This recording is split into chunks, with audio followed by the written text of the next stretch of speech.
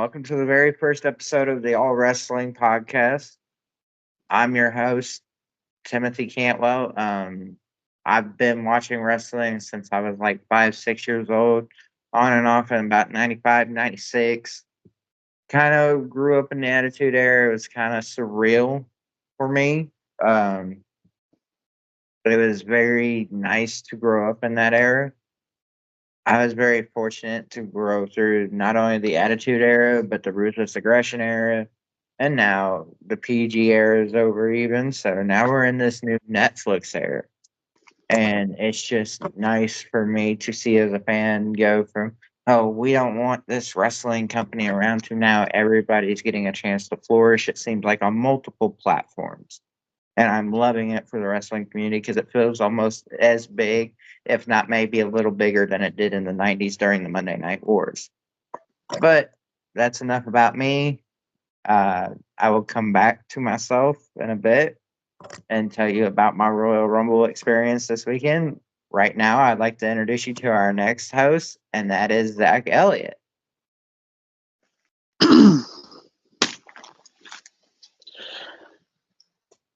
No, I'm kidding. Hey, I'm Zach. So I've been watching. Well, I got my first taste of it in 07 when I was just flipping through channels, and I saw the Boogeyman, which is such a weird thing to say.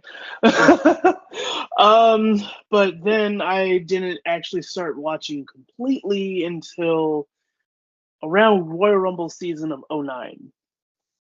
So I've watched every single week since then, since January of 09. So, and since then I've been one to do my research. So, and also through flipping through channels, I found other stuff like Ring of Honor, TNA when Mick Foley was still there, because I was a huge Mick Foley fan. Yeah, I like old stuff, new stuff, everything in between. I've gone from liking a lot of flippy stuff to hating a lot of flippy stuff. Thank you, Young Bucks. That's just me. Right? And when I say old stuff, I mean like the territory days, when this belt was around. I love this belt. This thing is awesome. I also collect belts on the side and then just grow unhappy with their presence around me. But anyway, but yeah, that's pretty much me in a small gist of it. I yield my time to the next person. Alrighty. My name is Andrew. I have been a fan of professional wrestling, mainly WWE, since probably like the same time where Zach. 07, I was flipping through channels. A year later, I did the same thing, and I started to watch Raw, thanks to my parents saying, like, yeah, go ahead and watch it for a little bit. So I fell in love with it when Mickie James beat Beth Phoenix for the women's title. And ever since then, I've been famished over it. And then a friend of mine said something about TNA that same year, later in the year, and I started liking TNA. And then when Punk made the infamous pipe bomb about Ring of Honor and New Japan Pro Wrestling, got me into that, excuse me. And so since then, I've just loved everything about professional wrestling. Character development, ring psychology, promo skills, you name it.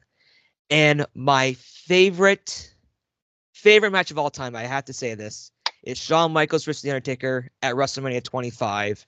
That was my first ever pay-per-view I watched live, thanks to my parents. So since then, I have just been even more in love with professional wrestling. And even today, I try my best to watch AEW, but there's just a lot of things I think they could do better at. But what I like about this day and age of professional wrestling, anybody can go anywhere, endless amount of opportunities, and that's the best thing about professional wrestling. And now I yield my time to our next host, Daniel. Hi, everyone. My name is Daniel. I've been a fan of wrestling since 2001. I was lucky enough to grow up with John Cena, okay? Favorite wrestler, got his shirt on. Very sad this is the final year of Cena Nation. My first pay-per-view I went to was actually Cena versus Rock 2012, WrestleMania. Probably one of the greatest WrestleManias I watched. Was there in person. Once in a lifetime match. Was heartbroken my boy lost. Back then I still believed it was real. You know, so Still real to us. still real to us, man. Listen, they got the Kardashians, we got wrestling.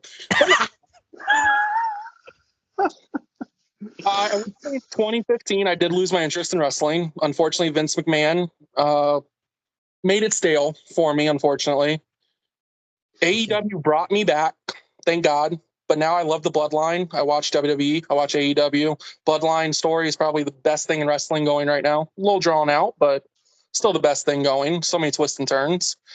And I'm just here to talk wrestling with everyone. It's my passion. So let's get to it. Let's talk some Royal Rumble. All right. So there we have our four hosts.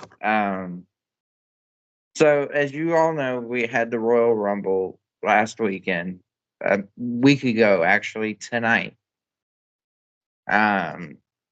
Surprise winner, no doubt, in the men's Rumble. I know everybody thought Mr. Big Match John was going to step in, but I mean, the right call was obviously made, no matter who likes it or not. Like I said in our chat the other day, that this knew Jay was going over. This didn't want to accept it. As soon as it came down to those two, I kind of like knew if the trigger's pulled on the right one, it's gonna be Jay. And Jay has deserved it for the past year or so with what he's done. Like, he's grown so much, not only as a performer, but as a person, and it shows every week on that TV. The first match of the night, though, let's start this off right. We went to SmackDown the night before, and the crowd in Indy is just different.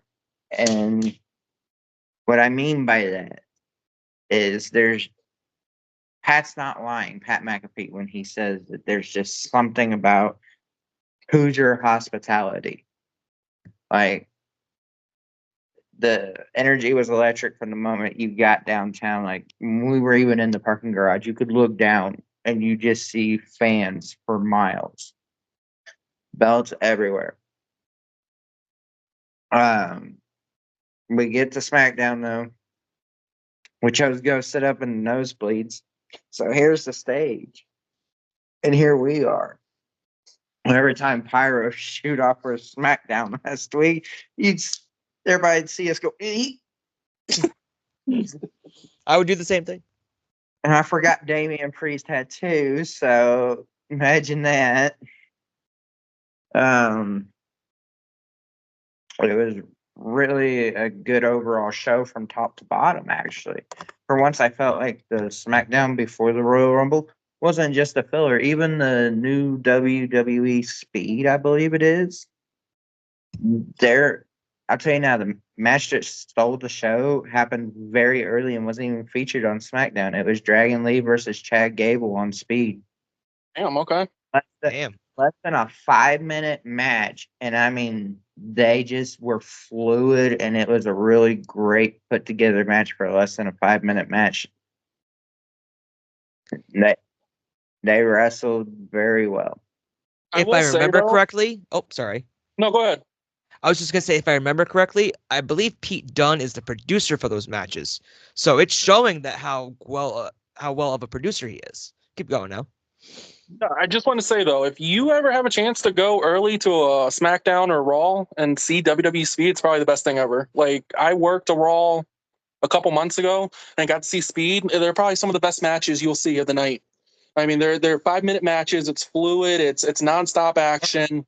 It's just amazing. And the cool thing is you got the little countdown clock, too, and it's like they know when to kick up the intensity of the match. Mm-hmm. and you just feel a heightened sense of it as that match goes on. You're like watching the clock too, and you're like, are they really going to finish this in time? Right. Have we had a draw yet on there? I haven't. I don't know. Have we? Oh, what? Have we had a draw on Speed yet? Has anybody not pinned someone in 5 minutes? I don't think we've had a draw yet, but it's gotten close a couple of times. Interesting. SmackDown, everything was fluid. I mean, for a Royal Rumble build-up, they made LA Knight, Tama Tonga, Jacob Fatu, and Damian Priest all look strong in one match. And it did quite well. The only thing that was lackluster about SmackDown, and it kind of gave away the ending, well, not the ending, but who was going to go over the next night at the Rumble, was the 8-man tag match. That there with Pretty Deadly kind of costing DIY the win. You knew DIY was going over to Motor City Machine Guns the next night. Right. Mhm. And it hurt, but it knew that that was what needed to happen to continue the story, which we'll get more into that match in a bit. But when we got there, the Superstore was huge. Indianapolis Convention Center, huge place. And you got all this different stuff. You had belts dedicated to Cena's last run to Indianapolis there. Like, I've got this one. It's to Indianapolis for the Royal Rumble. The city went all out for this. Like, we're the only city that changes their street names, if you guys didn't know. Oh, I saw When that. sporting events come to town, like when the Brickyard comes, we put on past champions of that race. Well, Mhm. for WWE's Royal Rumble, we changed the street signs to like Rhea Ripley Avenue. I found Yeek Street. That's great. See, Yeet. I remember seeing like the People's like Road or something like that. That's like missed opportunity to have it be called Know Your Role Boulevard. Yeah. Oh, that's great. I like that. We found the Bloodline Avenue. Mhm. We found Nice. quite a few of them. If you go look on our Facebook page, I posted a few of them. Haven't posted everything from this weekend yet. But yeah, SmackDown was definitely, it didn't feel like a filler show right before the Rumble. Like, you know how sometimes some shows just kind of like let you down? Mm-hmm. It was steadily increasing the gas pedal on the way to the Rumble. And you genuinely, like, you had your favorites, but you kind of knew that they were going to have some trouble in the Rumble. People like Punk, Reigns, Rollins, McIntyre. I had someone try to tell me the other day that right before the Rumble started, they was like, Roman Reigns winning the Rumble. I'm like, Roman Reigns ain't winning shit this year. Yeah, no, he's not. And Wasn't he texted me after the Rumble. He's like, see, told you Cena wasn't going to win. I said, I'm just glad it was a fucking Roman. Yeah. I think we would have rioted if it was Roman. No lie. I was like, I was torn when it came down to Jay and Cena, but when Roman got thrown out, you kind of like heard the collective sigh of relief go to the arena. Like, oh, thank God, we're not going back there yet. Don't get me wrong, Roman's growing as a champion. Roman is one of the baddest men on a mic right now, given the time. But they need to let it rest right now with the championship. Yeah. Let it build again. Right now, let him cool off. He's one of them ones that's finally made it to where you're like Ric Flair or Triple H. You don't need the title to be relevant. Exactly. For years, I mean, Taker's a good example. He was a better chaser than he was a champion. They may choose in the long run that he's a better chaser than a champion. But I think that he needed that 3.5, 4.5 year, whatever it was, reign. He needed that to solidify who he was and to grow. Like, going through the COVID era with him as champion was amazing because you got to see him grow. It forced him to grow. Mm-hmm.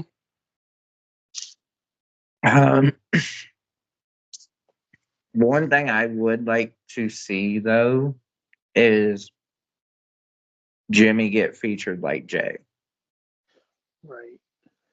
Jimmy has been the unsung hero of whatever brand Jay ain't on. He just ain't as flashy. That's all it is. They have literally been the MVPs of this year, past year. I don't know what else to say.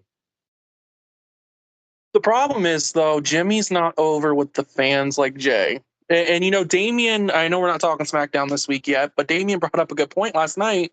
He literally told Jimmy, if you would have said eat first, this might have been you instead of your brother. And it's true. He's just not over with the fans. And I don't know what you can do to put Jimmy over with the fans to make it where it's like a Jay type reaction. You know what I'm saying? Like what can you really give Jimmy that's going to catapult him into the Jay stratosphere? You know, Jimmy's here, Jay's here. You know, the fans love Jay. Zach, you got something to add? Yeah. So I mean, I think it's because like Jay's like more charismatic, but then like Jimmy, he's kind of better at being a justifiable heel. Like well, not justifiable, but just a heel in general. Like I don't really see him as a face, honestly. Like him as a face kind of just feels weird. Jay though, Jay on the other hand, I don't see him turning heel again. Honestly, after like the Yeet stuff and just honestly, the stuff in the 2010s, like the late 2010s when they were doing the whole Uso penitentiary stuff. That's the last time I saw Jimmy as like somewhat of a face, because at least it was just them and they were going against the New Day. But now it's the 2020s. There's the bloodline stuff. First Jimmy left, and then he got Jay to leave, and then he turned on Jimmy. Then he turned on Jay, and it was just like, why? And then since then, he's just like, okay, no more bloodline stuff. I'm just gonna do my own thing. And since then, it's just like, okay, we like Jay, we damn sure don't like Jimmy. Can I add something? Go ahead, Andrew. So I just had this thought, so I had to write it down so before I forget. So I listen to Busted Open a lot, and you can not like it or whatever. So I always think of the words sink or swim. That's what Bully Ray always says. So obviously when those two broke up, Jay is obviously swimming. He is over massively with the fans. I'm not saying Jimmy is sinking. I just think Jimmy needs, like you guys have been saying, something to get him to be where Jay, or at least close to Jay. Because Jay is over, and with him, we'll get into that later. I was going to say something, but I'm like, no, I'm not going to say that right now. But Jimmy just needs that extra something to get close to where Jay is. I'm giving you the keys to the company. What would you do, Andrew? What is your take on giving Jimmy the Jay treatment? What are you giving him that's going to catapult him to Jay status? That's a question. That's a great question. And if I had that pencil, I really wouldn't know what I would do, because they're obviously doing something right with Jay, with them having the pencil. If you gave me the pencil for Jimmy, I really don't know, because like Zach says, he's a better heel. Maybe you try to like turn him back into a heel, and don't do Jimmy and Jay again, because last WrestleMania, that wasn't a great match. Just do something different with Jimmy, and then maybe he can get the heat from the fans. So that's what I would do to answer your question. Now, okay, hold on. He wins the title at WrestleMania, talking Jay. Do you have them two feud? You put Jimmy as the heel. Now, do you get the story off of that? The fans are still going to be behind Jay's corner, but you're going to get a reaction out of Jimmy because now he's feuding with the fan favorite Jay for a title. You could. You just got to do it the right way, if that makes any sense. And don't make it the same match as WrestleMania, because that match was terrible. Like, it's got to be produced totally differently. Go ahead, Tim. I was gonna say we don't need a WrestleMania repeat. No. Like that left such a sour taste in my mouth. I didn't want to see the two of them in the same ring again for a long time. Can I say something? Zach nodded his head. What do you mean by that, Zach? No. I was agreeing with no more WrestleMania. Oh, okay. repeats. Okay, my bad. That I'm was sorry. And you know, terrible. it's such a shame you say that it left a sour taste in your mouth, because that was probably one of the matchups that we were looking forward to the most coming on paper, coming into WrestleMania. Was you knew them two were gonna throw it down. It's brother versus brother. This is what they've been waiting for. You read in the dirt sheets, you read Rikishi, like this is what they've dreamed of their whole life, was facing each other. And they even said that 2 years ago was their end goal was a Jimmy versus Jay match. And for it to be such the letdown that it was, it's a shame almost, because you know it's something they wanted. They just didn't deliver. And I don't know what you do differently to make them deliver a good match. I don't know what you could do differently, because their Yeah. move set is the same. You know what I'm saying? Mm-hmm. So what are you going to do differently that's going to give them a great match? Yeah. They're tag team Yeah. boys. I love the Usos, Yeah. but they're tag team boys. Yeah. My thing is, I give them more freedom because it felt like they were shackled. I can see that. Like a lot of the moves that we came to know them for and seen from them were not a part of that match. Right. Great. Right. Like if I wanted to see Super Kick City all day long, I'd just go watch a Young Bucks match. Yeah. That's what I was going to say, the Young Bucks. I'm an AEW fanboy, but the Young Bucks is just super kick over super kick. It is what it is. And like Ooh. Young Bucks, oh, but go ahead, that's their Zach. Oh, sorry. I mean, even like okay, so Matt and Nick, they actually have like fought each other on BTE, Mhm. and it was like this huge thing. Why was it 1,000 times better than the Uso match? I haven't even seen a Nick Jackson versus Matt Jackson match. I should probably go look it up. I could 'Cause send I'll you a tell you link. this. It's pretty good. It's pretty good, honestly.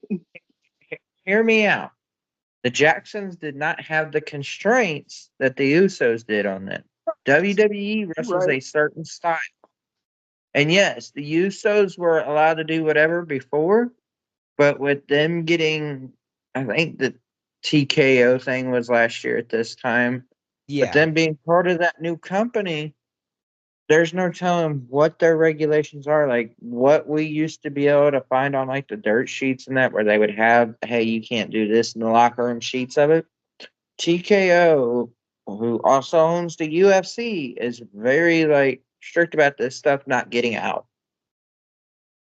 Like And so, they may have a whole new set of rules to follow by. I just want to make a point real quick. I just went back. I wanted to look see who the producer was for the Usos match in WrestleMania. It was Jason Jordan.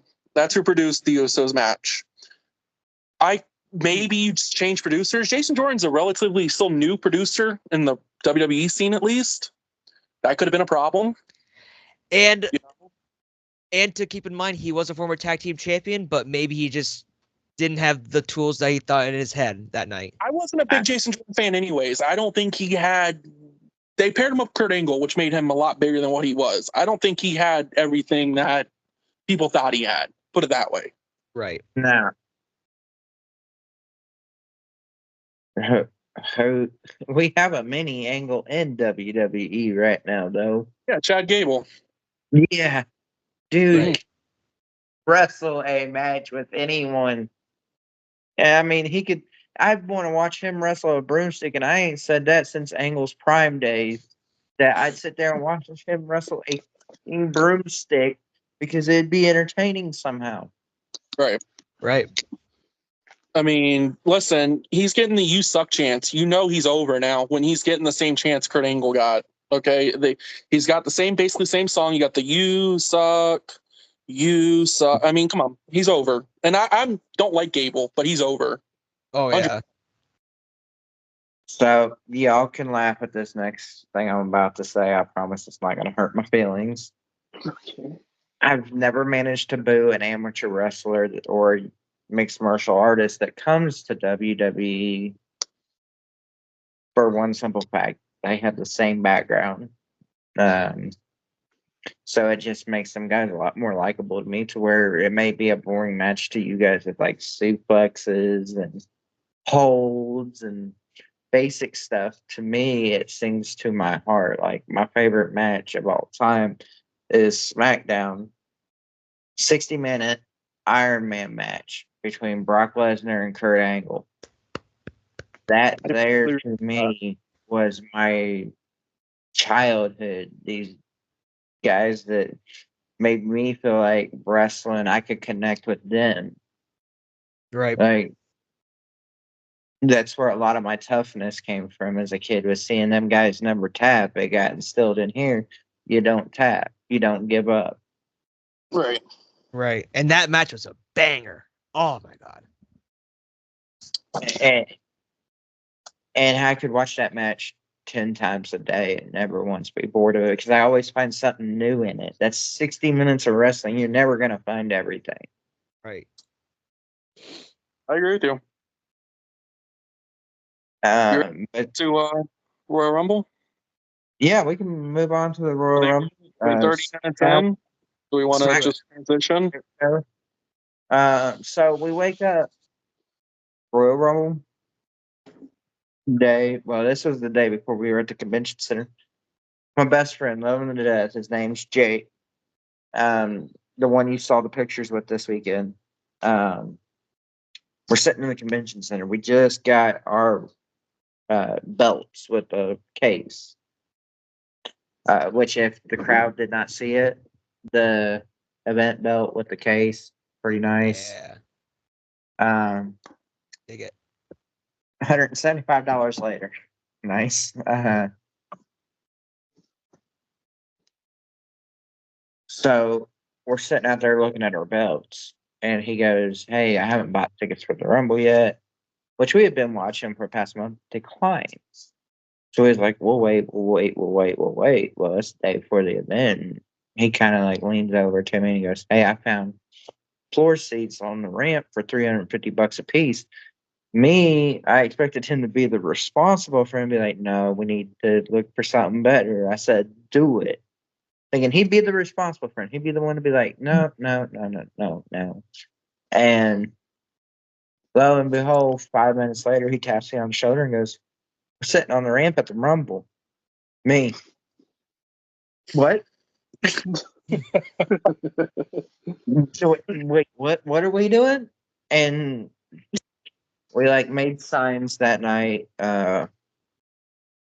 Mine obviously is hanging up behind me. You guys can't see it right now, but it said Chain Gang life sentence. All right. I am an OG Cena fan. I had the sign facing outwards though as we was walking past the line of people, because we had to go around to the south side of Lucas to get in to go to the floor. Everybody that was an old school Cena fan knew what was up. They was make comments about the sign, giving me high fives and stuff. Little boy asked his dad, he goes, "What's Chain Gang?" And he goes, "So when Cena wasn't so nice." Yeah. And he's not wrong. That was probably some of Cena's best work.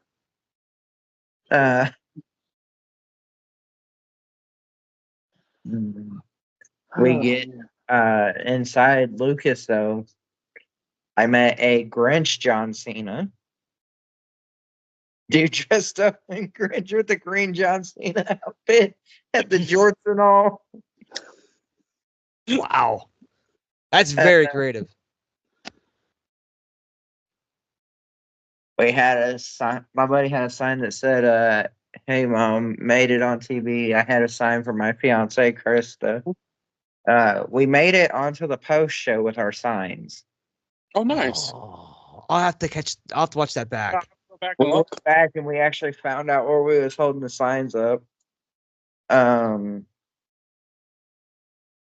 I had one job at SmackDown, by the way, one last thing on SmackDown, and I screwed it up. We went to the pre-show for the Royal Rumble before SmackDown, which is held inside the concourse. Awesome time. Near the end, I was able to get near the gate as Pat McAfee was rolling by. Where's that video at? Yeah, I I thought I hit record, Oh, and I yelled, right. "Tide the Pat," and he yelled back, "Roll Tide, buddy," and pointed right at me. And as I'm looking at my phone, it said, "Did I take a picture?" Oh, I was so fucking pissed. Oh, damn. I was like, "Son of a bitch!" Take Next the thing L, dude. I'm just kidding. he goes, "You had one job and you failed." Yeah, you failed. Oh, But so we get in. They gave us these wristbands. I've got mine if you guys want to see it. What they gave us to wear to get down to the floor. You guys want to see it? sure. Yeah. Give me a second. I'll go grab it.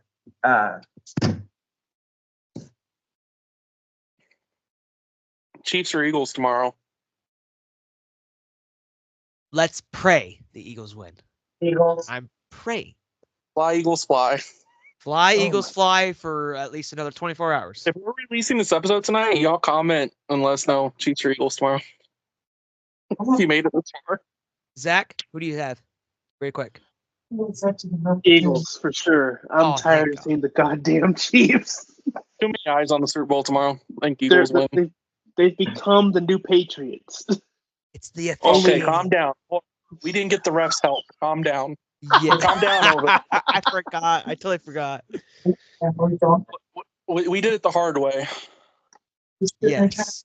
You guys played it fair and square, even though you had Deflategate and Spygate. Hard way. You know, we just took some air out of the ball. That's all. And you had a video camera spying. All right. Listen, you ain't cheating, you ain't trying. Oh, go ahead. Go ahead, Tim. What you got? Well, what did I walk into, fools? You don't want to. And we. Watch the video back. You'll find out. Oh yeah. But when we got inside, they had this like one area where only 4 people could go in. They gave us these. Oh, that's cool. Nice. Ooh. So, put that on. You got to go down on the floor and everything. And they even had like their own merchandise stand for us, so we did not have to go back up on the concourse. Mm-hmm. Our signs got confiscated too when we sat down. Oh. Not for Nice. anything bad. WWE security. So what it was is where we was sitting on the ramp, people were WWE people were filming behind us. Every superstar that would enter, they would follow behind the fans, Ah. so they couldn't have the signs in the way. Gotcha. Which was valid Understand. reason, That sucks, Yeah. though. Very understandable. but that's why we went to the post show too. You got yours back, though? Did they give them back to you at the end of the night, or how that? Okay. Hang on here, real quick. Oh yeah, you guys got the fancy background. Mhm. There it is. Sick. Oh yeah. Very nice. That's nice. And the Pat was right. The little thing is about the Colts. All of Indy agrees with him. He was right to get on us. Right. First match out the gate, though, was the Women's Royal Rumble right after Colts or Pat's cold opening.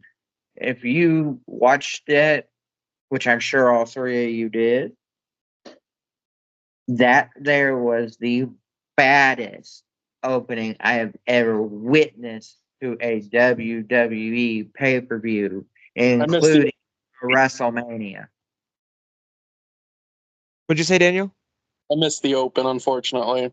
Oh, I okay. started when they started the Women's Royal Rumble. I saw them coming out. That's when I turned it on. So The cold opening, like to see it in the stadium too, just got everybody's blood pumping. Like the goosebumps was there. Like when Pat entered that, when they did the introductions, Pat was even a part of SmackDown. I don't know if they showed that to you guys at home, I don't think so.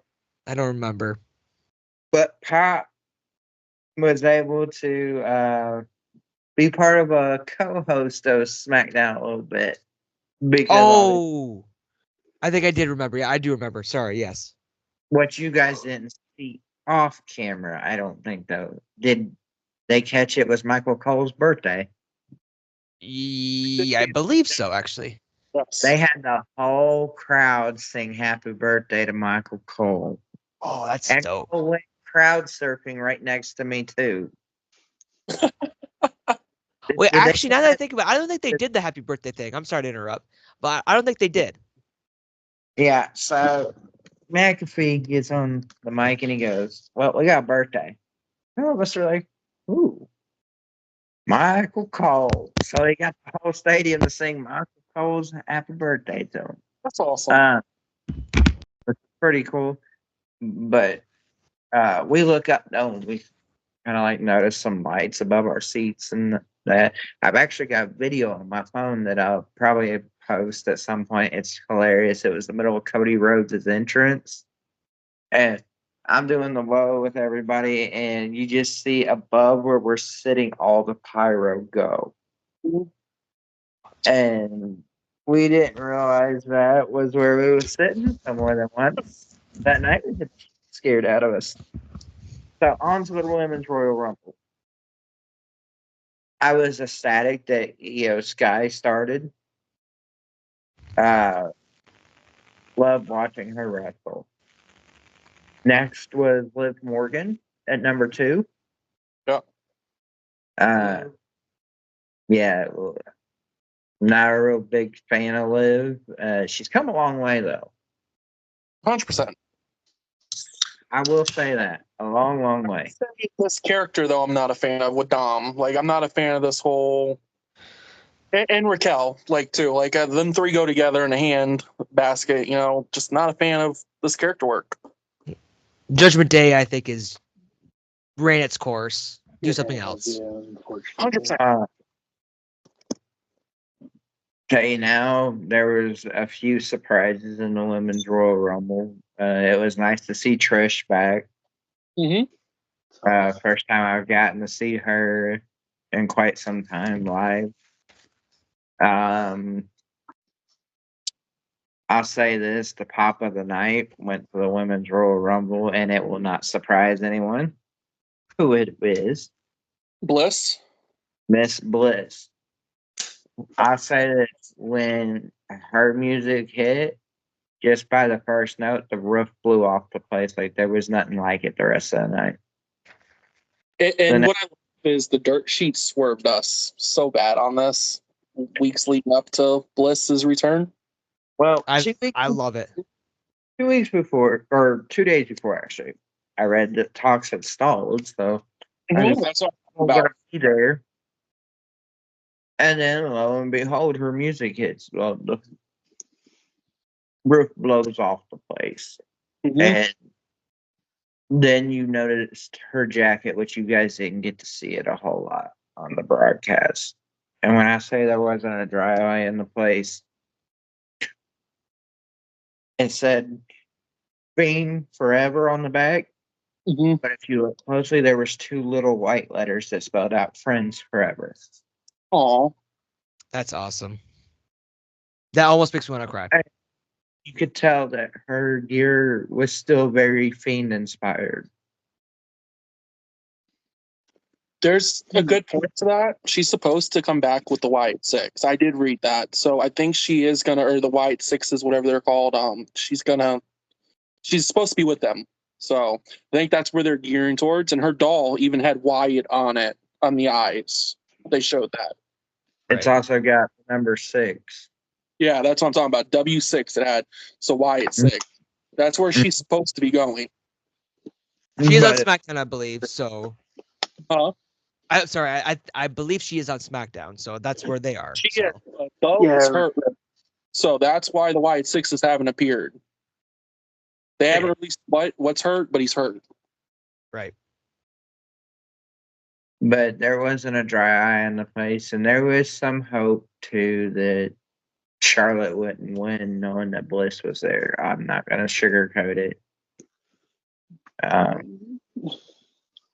but it is what it is.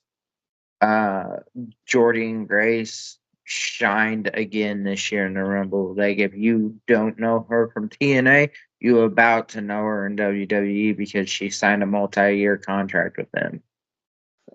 You should know her anyways. She was in last year's Royal Rumble. I was there. I got to see her debut in person, actually, in WWE. That was one of the biggest pops of the night, was when she came out at 5, I want to say 5 or 6 with the TNA title. That was absolutely amazing. No one was expecting that. No. And And that's what I'm saying is that if they don't know her yet, they're about to. Right. Reportedly, sorry, I was about to say reportedly, I'm hearing that Grace will be starting in NXT first, and then within the 5 years of her contract, she'll go up to the main roster after a year, maybe or less. However it is. Yeah. She'll eventually be in the main roster. I think she's going to go fight with Julia and all them in NXT first, Stephanie. Right. Which there's some good rivalries to be had there. So, Right. yeah, definitely. but can we talk about number 30? Can we talk about the waist of number 30, please? It should have been a different person, but yes, let's talk about that very, very briefly. I mean, we're talking about surprise entrance. That was the biggest waste of a spot. Oh, yeah. That Hold up. I mean, I don't know if we all agree here. We might have some Bella fans here, but to me, that was totally. And if people wanted Becky back, okay, I will say this: if you knew Charlotte Flair was winning, you don't bring Becky back in that spot. I don't think you have Becky lose to Charlotte. That's just my opinion. I think that wastes Becky's return. You already know Charlotte's going over. Why are you going to bring the man back just to lose to Charlotte? You know what I'm saying? I agree with Daniel's take. I agree with that. Zach? Real quick, so is this supposed to be family friendly or? Say what you want. Shit. Because like I have a censor, that's why I'm asking, just in case. You have it censored, or are you being censored? I will censor myself here.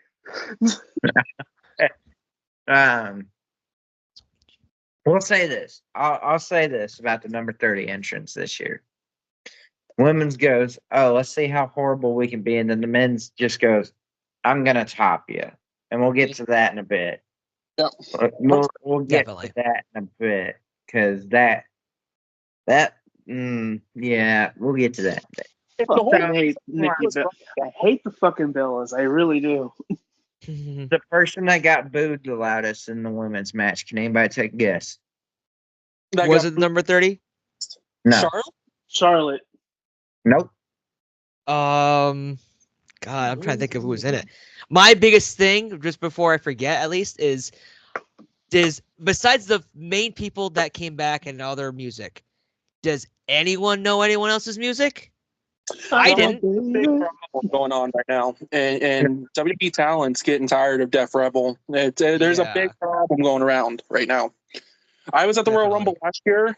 You couldn't tell who was coming out until they panned on TV, even in person. Like that. It's bad, generic ass music. I mean, what do you think, Tim? You were there. What did you know who was coming out from every time? No, not every time. They've got to do something. I mean, what happened to the day and age the wrestlers having the bands that they want? When did this stop? Because I didn't know Def Rebel has like this major hold in WWE where they can make everybody song. Like Sheamus is the biggest one complaining right now that he hates his song and he wants it gone, and they will not give him back his old theme. I wanted his old theme back. When did this happen?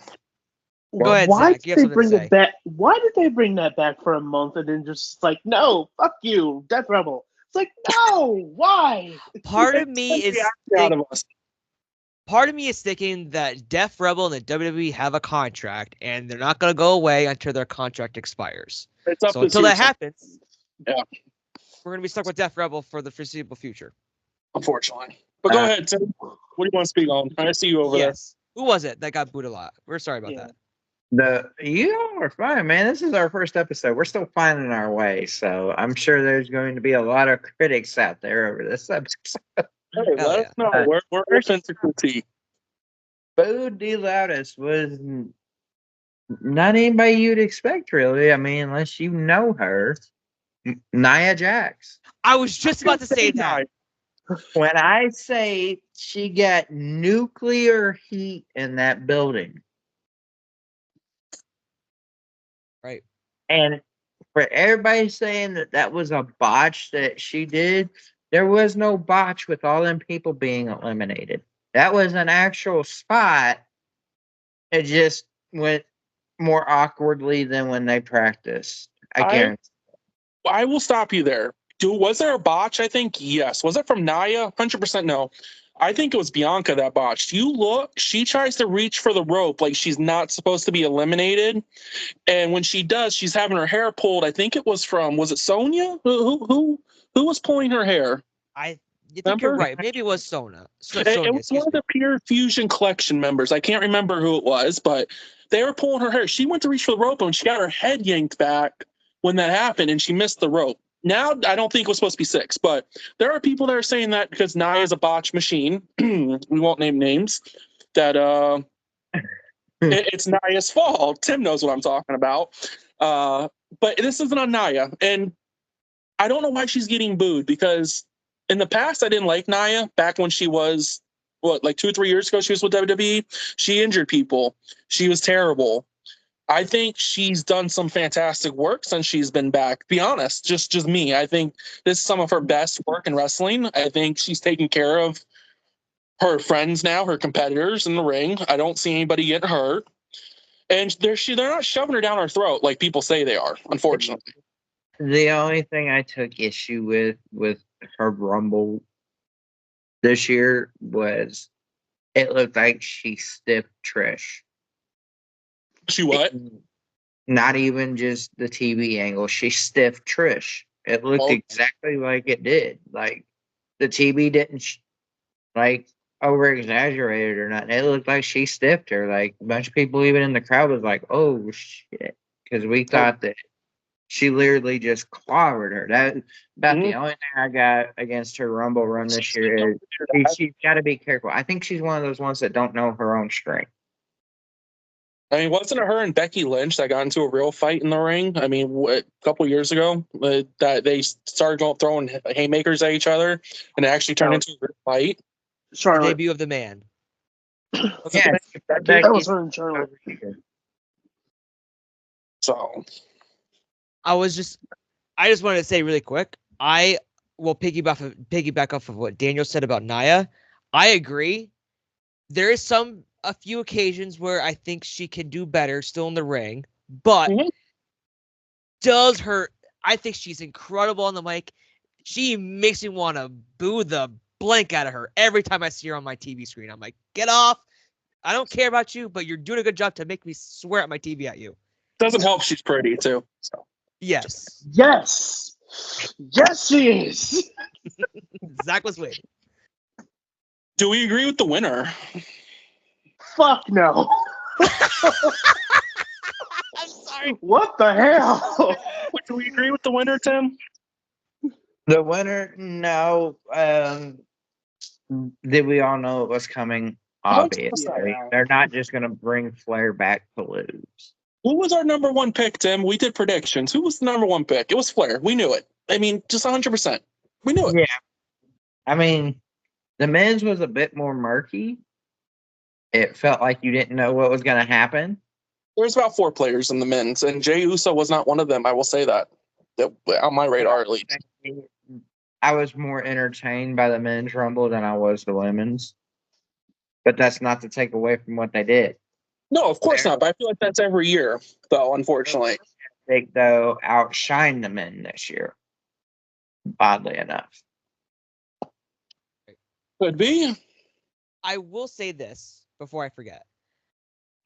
Flair was my number one choice as well. But as much as we probably all didn't want her to win, I understand why they had her win. She was able to turn her promo into a heel promo. I think it was this past week on SmackDown or Raw. I'm sorry, it was Raw.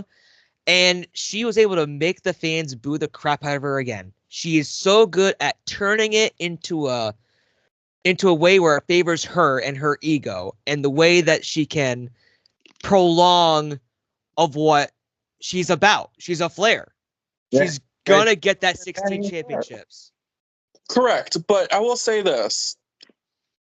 Does she win at WrestleMania? If she doesn't, it's a failure for having her win the Rumble. Okay, if she goes and beats Tiffany, like we all know she's going to go face Tiffany Tiffany's a failure. What was this, a 6-7 month reign? And you're gonna let her lose to Charlotte, one of your biggest WWE women's stars right now. I mean, what are we doing right now? Yeah, I mean, there's a chance she picks Rhea. There is a good chance. I don't see that happening though. Hang on, Charlotte, because you got to think she beat Rhea a few years ago, and it was in the middle of the COVID era, and we all thought it was the worst thing in the world to happen to Rhea. Yeah, and then Rhea came back and beat her. Instead, it made Rhea blow up into what she is today. Like, she was already on that track. This just put a rocket to her of fan support, and I mean, she shot to the moon. And I'm a Tiffy Time guy. I love Tiffy Time. I think Tiffy's going to be amazing for years to come in this company. She is, but she has no reason to lose. But at the same time, if they do it, I could see the same trajectory for her that was Rhea. I guess I wouldn't mind it as much as if she has to come back after almost 2 years, a week before the Rumble, and win the Rumble. Yeah. Like, she would came back and earned her place like a couple months and then earned the Rumble. Okay, great. But I feel like you're force feeding her down our throats now, and I hate that feeling. I absolutely hate the feeling of having a wrestler that no one likes getting forced down our throats. Great question for all of you. If you don't mind me saying this really quick, sorry. Is who is the better chaser? Charlotte Flair or Tiffany Stratton? Charlotte. Tiffany. Charlotte's the better chaser. Because Charlotte's going to make this a great story. Charlotte's got the mic work. Tiffany's not there yet. That's why they paired her up with Nia for the part that they did. Zach, did you say Tiffany? I did, only because, well, I'm not gonna lie, I'm biased, but because I'm so sick and tired of seeing Charlotte. Do I think she's a great performer? Yes. Do I not like seeing her moonsaults? Very much so, yes. Just like she lands in the middle of the two people that she's wrestling, and it irks my soul.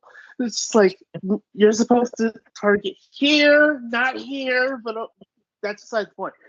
Tiffany, though, I don't know. I felt like the story between like her chasing Nia Jax in the will they, won't they? Will she go to Raw instead and cash in on Liv, or will she cash in on Nia? But then we all kind of knew that she was going to cash in on Nia because because like I said, they kept on doing the whole will she do it, will she not do it thing, and it kind of got confirmed after like Crown Jewel and whatnot.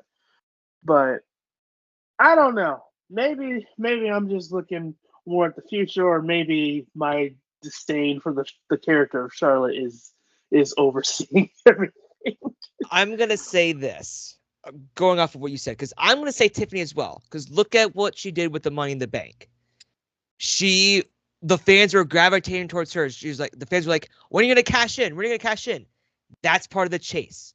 So that's why I'm saying Tiffany. So we can all agree that Charlotte's probably gonna win if they're gonna do Charlotte versus Tiffany, and that way Tiffany can do a chase again. Because the fans love Tiffy Time. They're going to love her doing another chase. That's why I'm going with Tiffany Stratton as a chaser. Better question here. Take away Flair's last name, and who is Charlotte? Exactly. That's a great question. That's a great thing.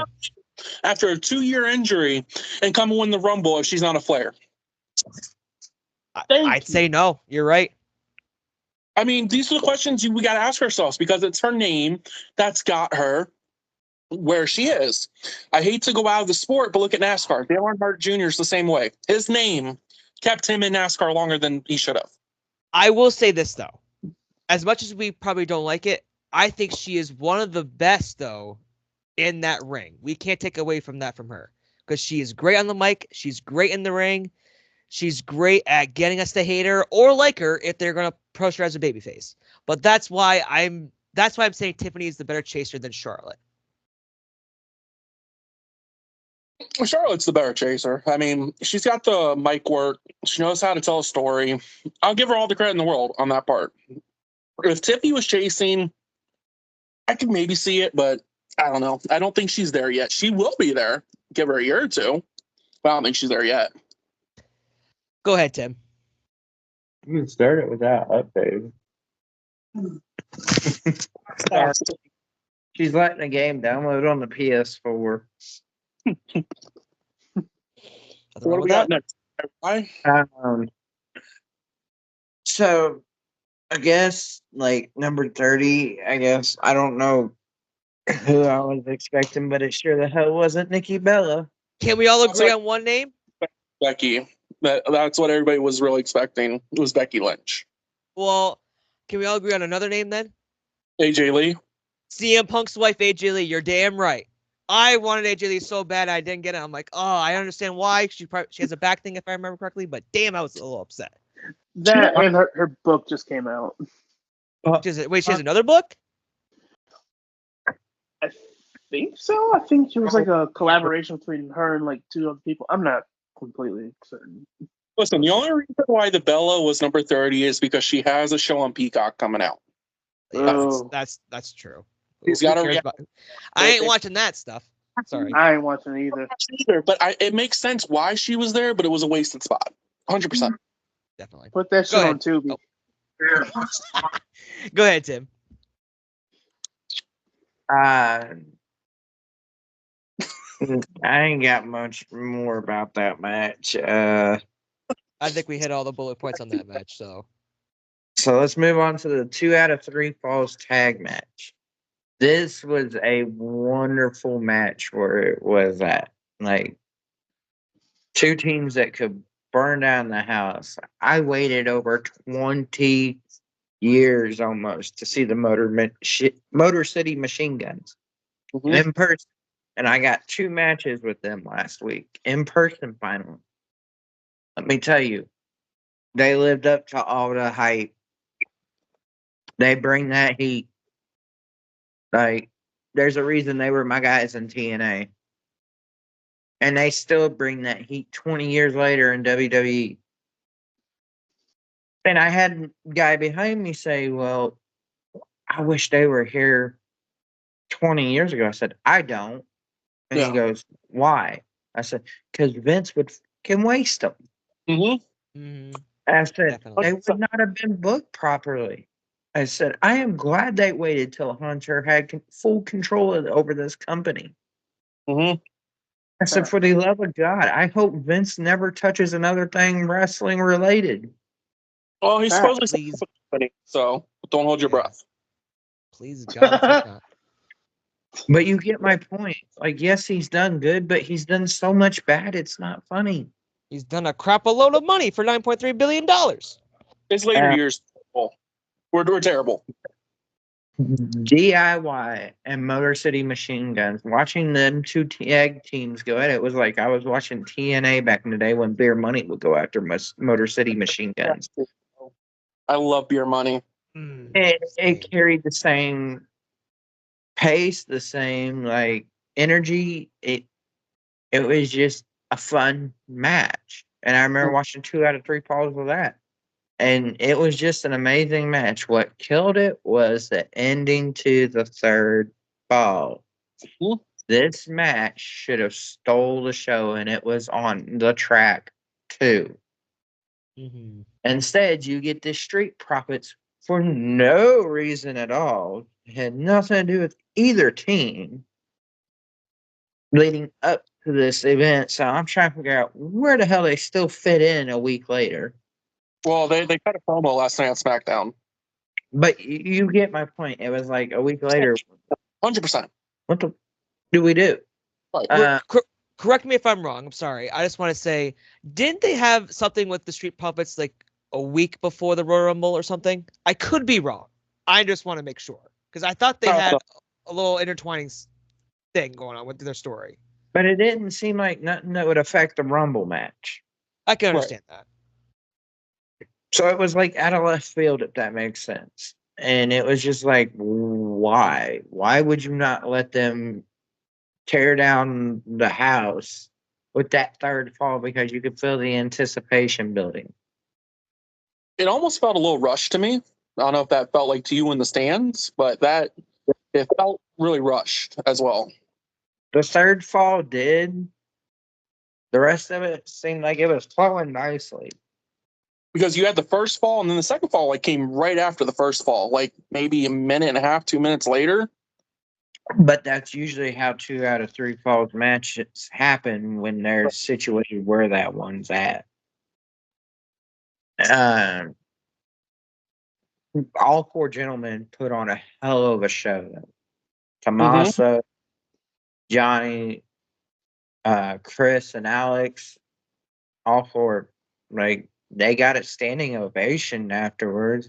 But like several of us agreed around the area I was sitting. Had the Street Profits not interfered and they let it play out clean, you probably had your match of the night right there, your show stealer.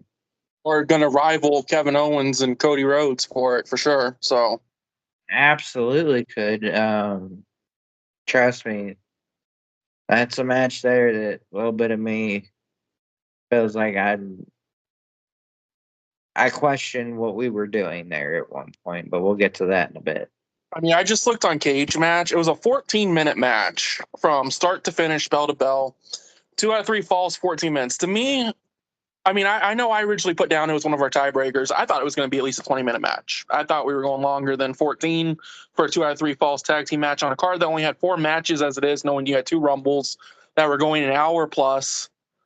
I easily could have saw 20, 25 minutes. And that's why I felt like it was rushed a little bit to me, that we only went 14 minutes and a 2 out of 3 falls.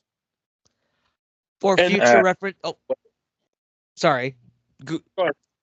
I was just gonna say, for future reference, for the people that hear tiebreakers and stuff like that, all these 3 people here, Tim, Zach, and Daniel, they are part of my professional wrestling league. It's called SMPW.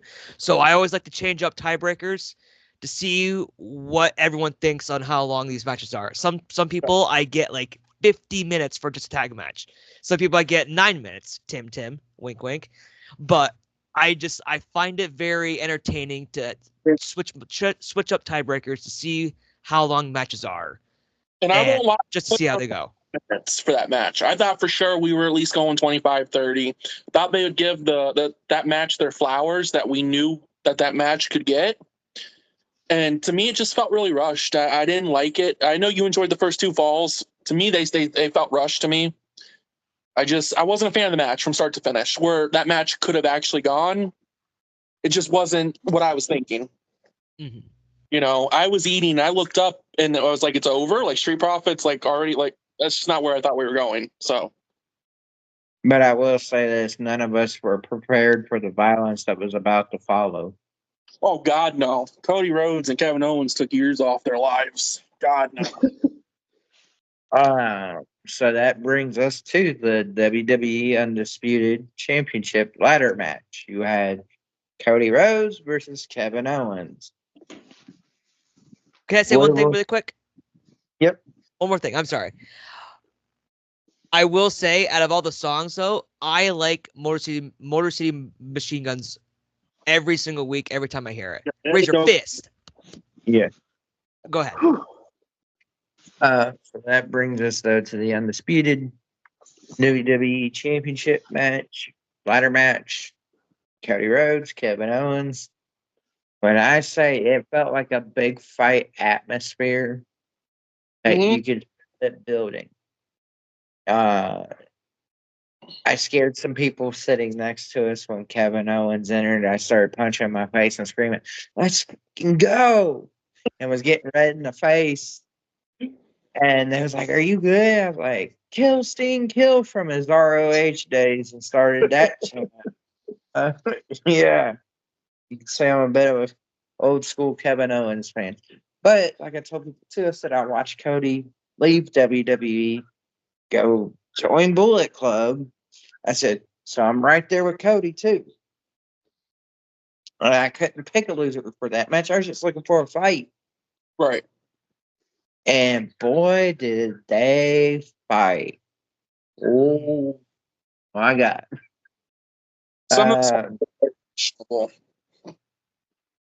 Didn't take long for ladders to be introduced. Hence ladders match. A lot of spots looked like they hurt. 100%. Definitely. Especially the one spot with the fisherman suplex onto the ladder or something like that. And There- in the match. That We'll hurt. say this. The benefit of you guys watching at home is it'll cut away. Not so much at the stadium, fellas. We had to watch replay after replay and all of us going, it was like that monkey off of Planet of the Apes. Oh no. And it got worse. Like they just kept taking bigger and bigger bumps, and eventually you've got the whole crowd going like this one, everybody's okay, and then you got all these paramedics out here, and just when people thought Cody would turn heel, I got news for you folks. That slow burn has started. You want to see Cody Rhodes get vicious? Go watch the end of that ladder match. Oh yeah. Yeah. You want to see ROH Ladder War PTSD come out? Go watch the end of that ladder match. We even had a major part here, though. What do we think of Sammy coming out? I mean, I thought for sure this is where Sammy turned heel and was going to attack Cody. Can I? No. And I will tell you why. Cody has to turn heel because of who's winning the chamber next month. Oh, it's 100% John Cena. They're not going to pass up the opportunity to have Cody Cena. Like, Cena's definitely fighting for a title. But now we get Bullet Club Cody in WWE as a heel. Like, he's going to, and this is not Vince's WWE. So, Cody's going to be able to be Cody fucking Rhodes. Interesting question here, though. I watched a video. Cody is this century's John Cena, this generation's kid-friendly, Make-A-Wish. Do we turn Cena heel and not Cody? Because like they said, you can't afford to turn Cody heel because he's too over with the kids. Cena, though, 1 year left. We all know he wants one more heel turn, even though he says he doesn't. He does. Come on. His best work ever. Give the people what they want. There is one company that will shut you down. Make-A-Wish. Oh, yeah. True. They ain't gonna let Cena turn heel, homie. No. Turn heel? Or do we do faces? Too far down that rabbit hole. Yes, Zach. Okay, so I don't know if you guys saw at the press conference after the Rumble, but the way Cena was talking about his performance and whatnot, and how things are going and how things are about to go for the rest of the time he's there, it kind of made it seem like he doesn't care anymore. Like he's like I lost the Rumble, I'm done being nice to people, and I'm like, oh shit. Like it does kind of seem like they're going to go either way with this one. With Cody, he's being more ruthless. With John, he's allegedly not going to be nice anymore. So it's just like, who's going to turn and who's going to turn first?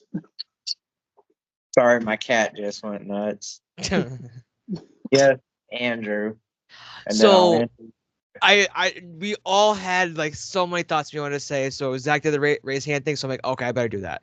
So to answer someone's question, I can't remember who it was out of all three of you, but I think it was Daniel that said, who do you turn heel, Cody or Cena? And I'm with you, Daniel. You can't turn Cena because he's already over with the kids, and so is Cody.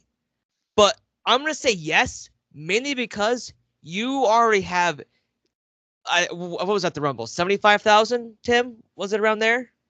Somewhere around that. So you had 75,000 fans. Probably a lot of them were kids, I would imagine. I'd say you can turn Cody heel because of Jay being so massively over. And maybe down the road you could turn Cody back. But I'd say why not? Turn Cody heel. Seriously. Change it up. Yes, it will hurt maybe the fans merchandise and shit, but the older the older fans, they will love it. Go ahead, Daniel. I will just say, listen, look at the biggest merch sellers right now. It's Cody by far each month. I subscribe to Fightful. We get the merch thing each month. Cody blows everybody out of the water as far as merch. So I just can't see them, the moneymaker that they have, and they know they have in Cody, turning him heel. I would love to see Cody heel. Like you said, Bullet Club Cody. I would love to see it because in Triple H's era, this could get nasty and it could get real fun, especially on Netflix. But I can't see them doing that. And personally, I want a John Cena heel turn. I want to see it one last time for me. I was young when he was, spitting rhymes and didn't really understand it all at that time. Just let me see it one time, where I can fully enjoy it. Okay. Give the man his championship, please. Let him pass Flair. Please. Hey, I'm for it. I'm for him breaking Flair's record because records are meant to be broken. 100%. And like he said in the press conference, if we watched it, he wants someone to break his record one day, and he wants to be there standing there and shaking their hand, just like he wants Flair there shaking his hand when he beats his record. Definitely. That's all I want. But, now there's talks that we might have a John Cena themed pay-per-view in December. So we'll see how that goes. But yeah, that match was amazing. I think the right person won. I don't see Cody losing on the road to WrestleMania. I said this in the chat too. I think this was the right move to put Cody over Kevin. And it's going to lead to a Cena-Cody match, especially if Jay picks Gunther like we think he is. So do we see a Jay versus Cody match? I could see that too. And then Cena-Gunther, but that doesn't have the same effect as Cena-Cody and Jay Gunther again. Go ahead, Andrew. I was just going to add one more thing before we probably move on here. When Sami Zayn came out to console both Kevin Owens and Cody Rhodes, that made me think that, maybe we will see a heel turn. But we got more of a story progression. Was it on Raw, I believe, this past week, where Kevin Owens did the package pile driver to Sami Zayn? Mm-hmm. That begs the question, are they going to do a Sami Zayn versus Kevin Owens match at WrestleMania 41? And how do we how do we excuse me, I'll spin the question to you guys. How do we feel about that? I'll let you go, Tim. Go ahead.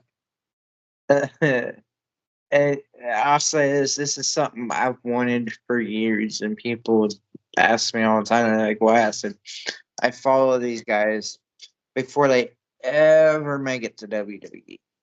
I got some people I'm following down in CZW right now. Hopefully I'll see them up here in a few years. I've watched Kevin and Sammy climb that ladder year by year, all the way up. Very proud to have watched both of them over the years, and I have wanted a Sami Zayn versus Kevin Owens match at WrestleMania. And I want it to be another match where there's like no rules. Like, I want you guys to be treated to a ROH El Generico versus Kevin Steen match. Like, nobody here that I really know of has seen a whole lot of that. And I'm telling you, man, they get a chance on the biggest stage, they are going to deliver. This is not going to be another Uso letdown. This is going to be a fucking fight that there's going to be blood. Zach, go ahead. And then Daniel, I'll get to you. Okay. So let's see. Which one was it? Oh, WrestleMania 37. This match already happened. It's the one where Logan Paul was in Sami Zayn's corner. So it's already happened at WrestleMania, but I think this one will probably be better. Yeah. Daniel? I will say, just piggybacking off of you, if this match does happen at WrestleMania, like I fully intend it will, I don't think this is a chamber match that's coming. It needs to be like an unsanctioned, lights out, like let them go to the stadium, let them beat the shit out of each other. Give them 30, 40 minutes. They can't rush this match. Let them have their flowers here because these two will put on an instant classic. I didn't see the Ring of Honor match. I've heard about it. I think I've seen highlights. Never watched it full on through, but these two men can deliver something that will steal a WrestleMania night, whichever night it's on. For sure. It has to be an unsanctioned match, though. Lights out. Needs to be no DQ. Needs to be something. This can't be a single, 1v1, no, disqualification. It needs to just let them go at it. Do an Inferno match. Fuck it. Make Kane the referee. Clint J. Or better yet, we'll just be Vince Russo and put some Viagra on a pole. Oh God. Make Trish in bra and panties. I mean, why not? Oh my God, no. Oh my God. You really want to see Kane in a bra and panties there, sir? Oh I said boy. Trish. I said Trish. Okay. Okay, back on track. One thing I will say about the ladder match, though, last Saturday, the ending was phenomenal. You really didn't know if Cody had it in him to pull the trigger like he did. It was a very dangerous spot. You could tell it was very dangerous as soon as it happened. The way the ladder folded, the way Kevin folded, we legitimately, all of us there in the stadium, thought for a good hot minute that they legitimately Kevin Owens up. Mm-hmm. One of the coldest shots, my friend got it. I'll have to get it and send it to the chat and possibly post on the page. Literally on the big screen of Lucas, you can see Cody with both belts standing in the ring as Kevin's sitting there on the ground covered in blood being tended to, and Cody's just looking down at him. One of the coldest shots. Mm-hmm. But one quick thing before we move on here. Kevin Owens, with all the stuff he's been saying leading up to the Royal Rumble, he's not wrong. Very legitimate claims. Yeah. I will say 0.1 on Cage Match, that match. So one of the highest rated matches of the year so far. Mm-hmm. We'll say this though about the Sami Zayn Kevin Owens match from a few years ago, Zach. Yes, this is pointed towards you. That was in the Vince McMahon fucking era. That match did not happen in my mind and can get fucked. But I see your bullet club, sir. He's looking at you, sir. This one here under Hunter's regime will probably burn not only the house down, but the whole fucking stadium. That's how high expectations I'll have for it. Just remember, though, Jimmy and Jay were under Triple H, too. Just want to put that up. Daniel has a point. Go ahead. So, I was just saying Daniel had a point.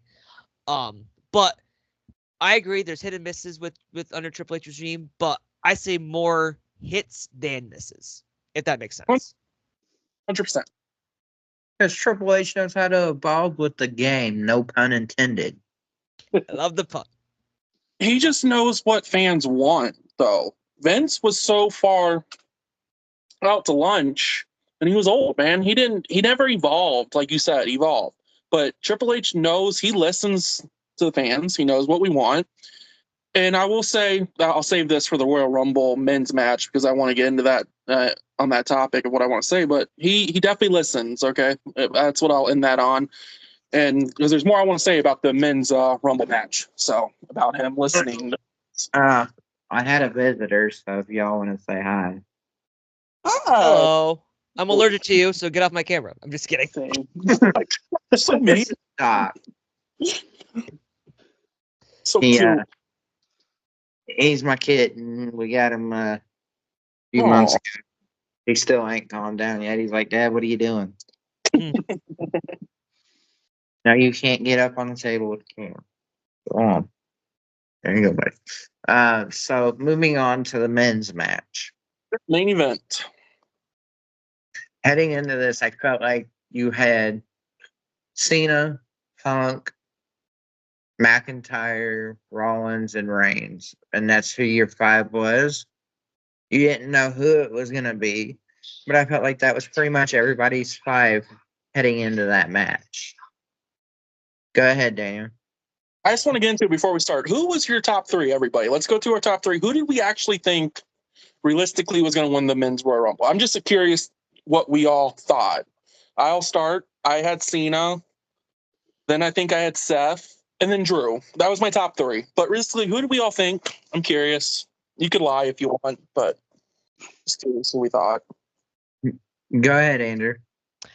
My 3, as you said it, and I was thinking back on it, even though I just got over sickness, so my memory's a little fuzzy. But if I were to have my top 3, it would be Cena, Punk, and Drew. Okay. Mainly because of the Punk and Drew thing, Oh, no, I and had Cena just because he was in there. Sorry, Yeah. what? I had Punk, not Seth. My bad. I had Cena, Punk, Drew. That was my top 3. I said Seth, but So the Yeah, same no. 3. Okay. Zach? Okay, so it I believe it was like Roman, John, or Punk. My Right. 3 were pretty much along the same line. It was Cena, then it was Punk, but I felt like Punk had made too many enemies. So I kind of felt like maybe if it got to be like Punk and Cena with Drew, that maybe Punk and Cena fuck around too much and Drew just dump them over by a long shot. That was my 3rd, and then Rollins and Reigns I really didn't consider, but they were viable options too, the safe options. Again, though, nobody saw what was coming. I don't care who you are, what you say. Yeah. Couldn't have confidently looked at me the Friday before the Royal Rumble and told me Jey Uso was winning the Rumble. Who told you that? I would have never. I'm saying nobody could have. No way, bro. No, nobody can look me in my face and say they were that confident the Friday before the Rumble. No. If you were to tell me Jey Uso winning the 2025 Royal Rumble, I'd be like, you're crazy. As much as he's over, it's someone else's turn. You would have told me it was John Cena and Jay at the last 2, and you told me Jay eliminated John, I'd be like, you're crazy. This is John's final year. John's going over. Like, Right? it's Jimmy. It's Jay. I mean, come on. Like, it's Yeet, but come on. It's Jay. Well, here's the thing. All through SmackDown and all through the Rumble, we kept seeing the chase for 17, talking about Cena. And I felt pretty confident saying Cena was going to win because not only was they doing that, all of his gear for Indianapolis had the Colts horseshoe in it. Okay. I think this is the only shirt they had that without the Colts horseshoe on it. Mm-hmm. But even his retirement belt that they had out for $800 on the inside of the leather had the Colts horseshoe. So I mean, pretty much a lot of us were under the presumption heading into that event that day at Lucas Oil Stadium in Indianapolis, Indiana, John Cena is going to win this. Right. Like we was all like kind of happy. We was like, all right, cool. We're going to kick off his retirement tour this way. This is going to be badass. Mm-hmm. And obviously that didn't happen. But yes, Andrew, what do you got, sir? No, I was just gonna say if you want to continue, you can. But the reason I wrote it down so I wouldn't forget was my thing, or in the league that I mentioned earlier. My main pick was CM Punk, mainly because of all he want is that WrestleMania main event, and when he got eliminated by Logan Paul, took a shot in my heart because I'm a CM Punk fan since like 2010, 2011, wherever. And when he lost, I'm like, oh. So I'm like, who's gonna win now? I'm like, it's gotta be Cena. Then all of a sudden, Jay pushes John. I'm like, oh my god, really? You're going in that direction? Let's see how it goes. Oh. So I'll say this: when Jay pushed John, I don't know what it sounded like on the broadcast, but there was like this collective, like dead silence in the stadium at first.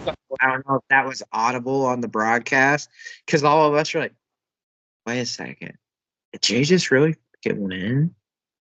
It was one of them delayed things. Like, Yeah, it went from cheering to silence because he had him in the AA on the apron. And we thought, well, I thought, maybe not everybody else, but that was the end. Here's the attitude adjustment. He's going to put him on the apron. He's going to roll out, and John's going to win. No one expected Jay to crawl back in the ring and push John to the floor. Like, and that's when it went silent. It was that collective, yeah, attitude adjustment. You knew what was coming. That's the end. And then it went to shit. What just happened? and I feel like the right thing was done.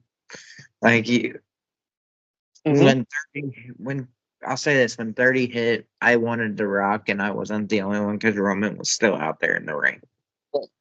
And we thought with the Luafala tension that you had, that Rock was going to come interfere and it was going to set up Rock and Roman. No, we got Logan Paul. How'd you like your number 30 entrant? Did you enjoy Logan? Did you? What I said earlier when the women's match was like, oh, we got the worst number 30 this year, and the men's match goes, nope, gotcha. Men's like, Yeah. where's my beer? Watch this. And it was like you're Controversial. just having a great old time, and the rug just gets pulled out from underneath you, and you're like, what's that? Andrew. Did you? Oh, go ahead, Andrew. I was just gonna say, controversial take.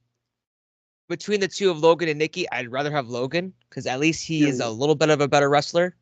But I mean, we can all agree to disagree with that. Daniel? This question real quick, Tim. As your number 30, Logan Paul, did you think he had a chance to win at 30 when he came out? Like, could you see them pulling the trigger on Logan? So I told people this there, and I'll tell you guys.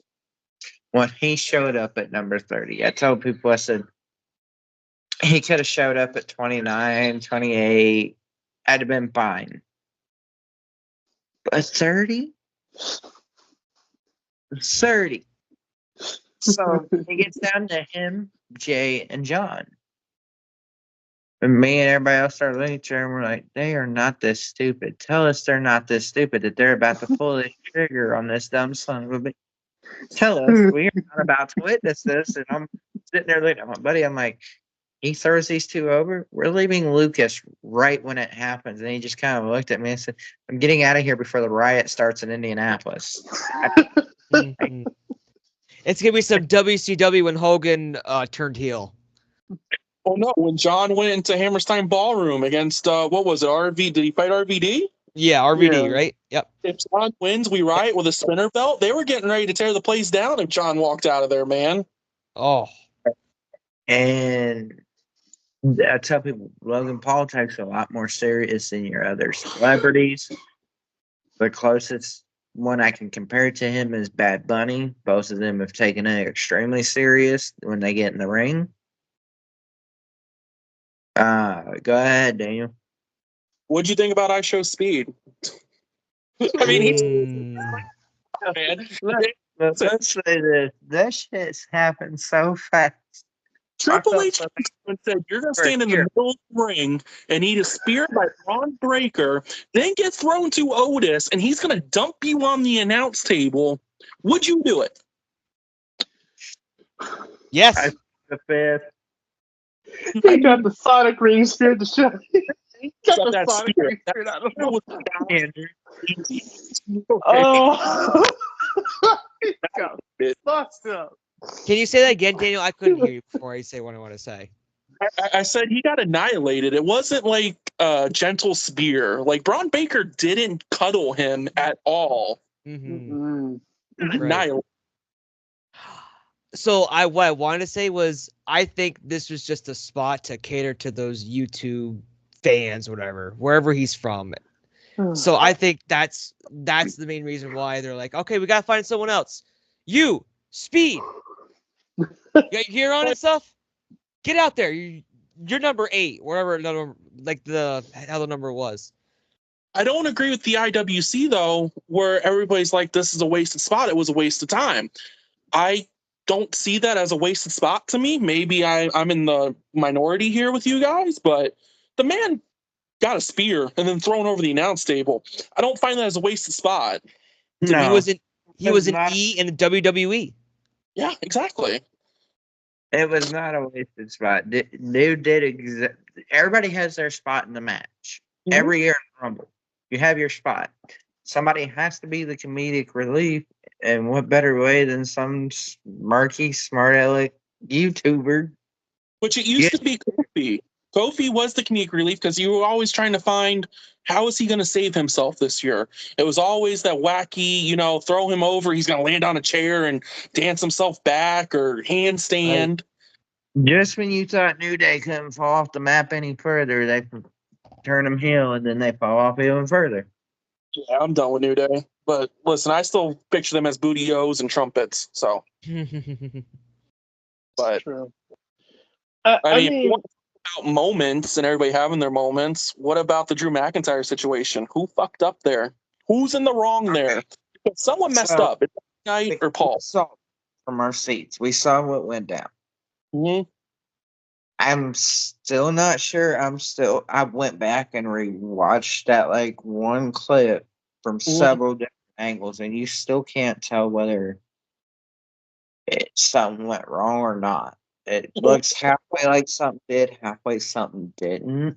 Because he didn't. Like, there's video of someone in 300 level. I'll find it because I just saw it on TikTok yesterday or so. But he doesn't even get pushed out. Like, that's where it got messed up. Was no one touches Drew. Drew goes over the top and falls to the floor. Like, he was supposed to be eliminated there, but the whole spot got messed up somehow, some way with the interference of the Logan Paul and LA Knight being in the way. They couldn't get to Drew in time to touch him to throw him out. So he's going over without being touched. It looks all fucked up. Like, you see no one touches him. But everybody tried to claim that it wasn't a work, and they've somehow worked it into a program already. They did last night. They mentioned it on SmackDown, but I still don't believe that this wasn't a problem and Drew wasn't pissed. Like, he was visibly upset. And then there was reports backstage that he was throwing stuff around. I could see it, like, because it looks so bad on camera. I'll say this. As soon as Logan Paul was told to hit the showers, like you got almost a somber feeling in the air. A lot of people kind of knew it. We just didn't want to accept it. That we knew Cena wasn't going to win it. It's like you kind of knew in the pit of your stomach. Tell people John's been very giving the past few years. And that's immediately what my mind clicked into, especially as I seen them standing across from each other. And you could almost read it on John's mouth when he spoke to Jay that you ready to do this? And my buddy standing next to me, he's like, I'll never forget it. He's like, I heard you barely say to where I could hear it that John's going to do the job. And he goes, I didn't want to believe you at first, but he goes, you're usually right on these things. Right. And sure enough, when it came time, John did the job. It, like someone said, there's more valuable in losing than winning.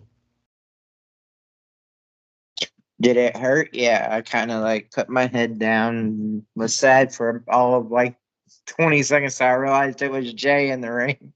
Then I came alive again. I was like, Jay won. Right. So yes, Yeet Mania is in full swing. What do you got, Andrew? So I wanted to bring this up because I underlined it when I wanted to remember this. Does anyone remember when I believe these were the first two when Penta and Ray came out? I'm not sure if this was mentioned, where they shared a moment. They did a fist bump or something. I absolutely loved that. Yes. Loved it so much. So glad for Penta. Triple H sees a vision for Penta, and I can't wait to see what's next for him. Can we talk about the botch with Penta? Oh, yes. Elephant in the room. Forgot about that. Not gonna lie. I know. In the chat, you were saying both feet have to be firmly down, but it's not true. They just have to touch. Yeah, that's just me getting technical, I guess. I was just trying to be biased and stuff. So I understand what you're saying, though. Like it was plain as day in elimination. Like I understand they couldn't do it. Wasn't he the longest man? He was the Iron Man in the match this year for the men. Yeah. So clearly he had a lot more spots, and they couldn't call him out. But he was out. 100%. Like Yes. Oh my god. So I got a nice little joke for y'all.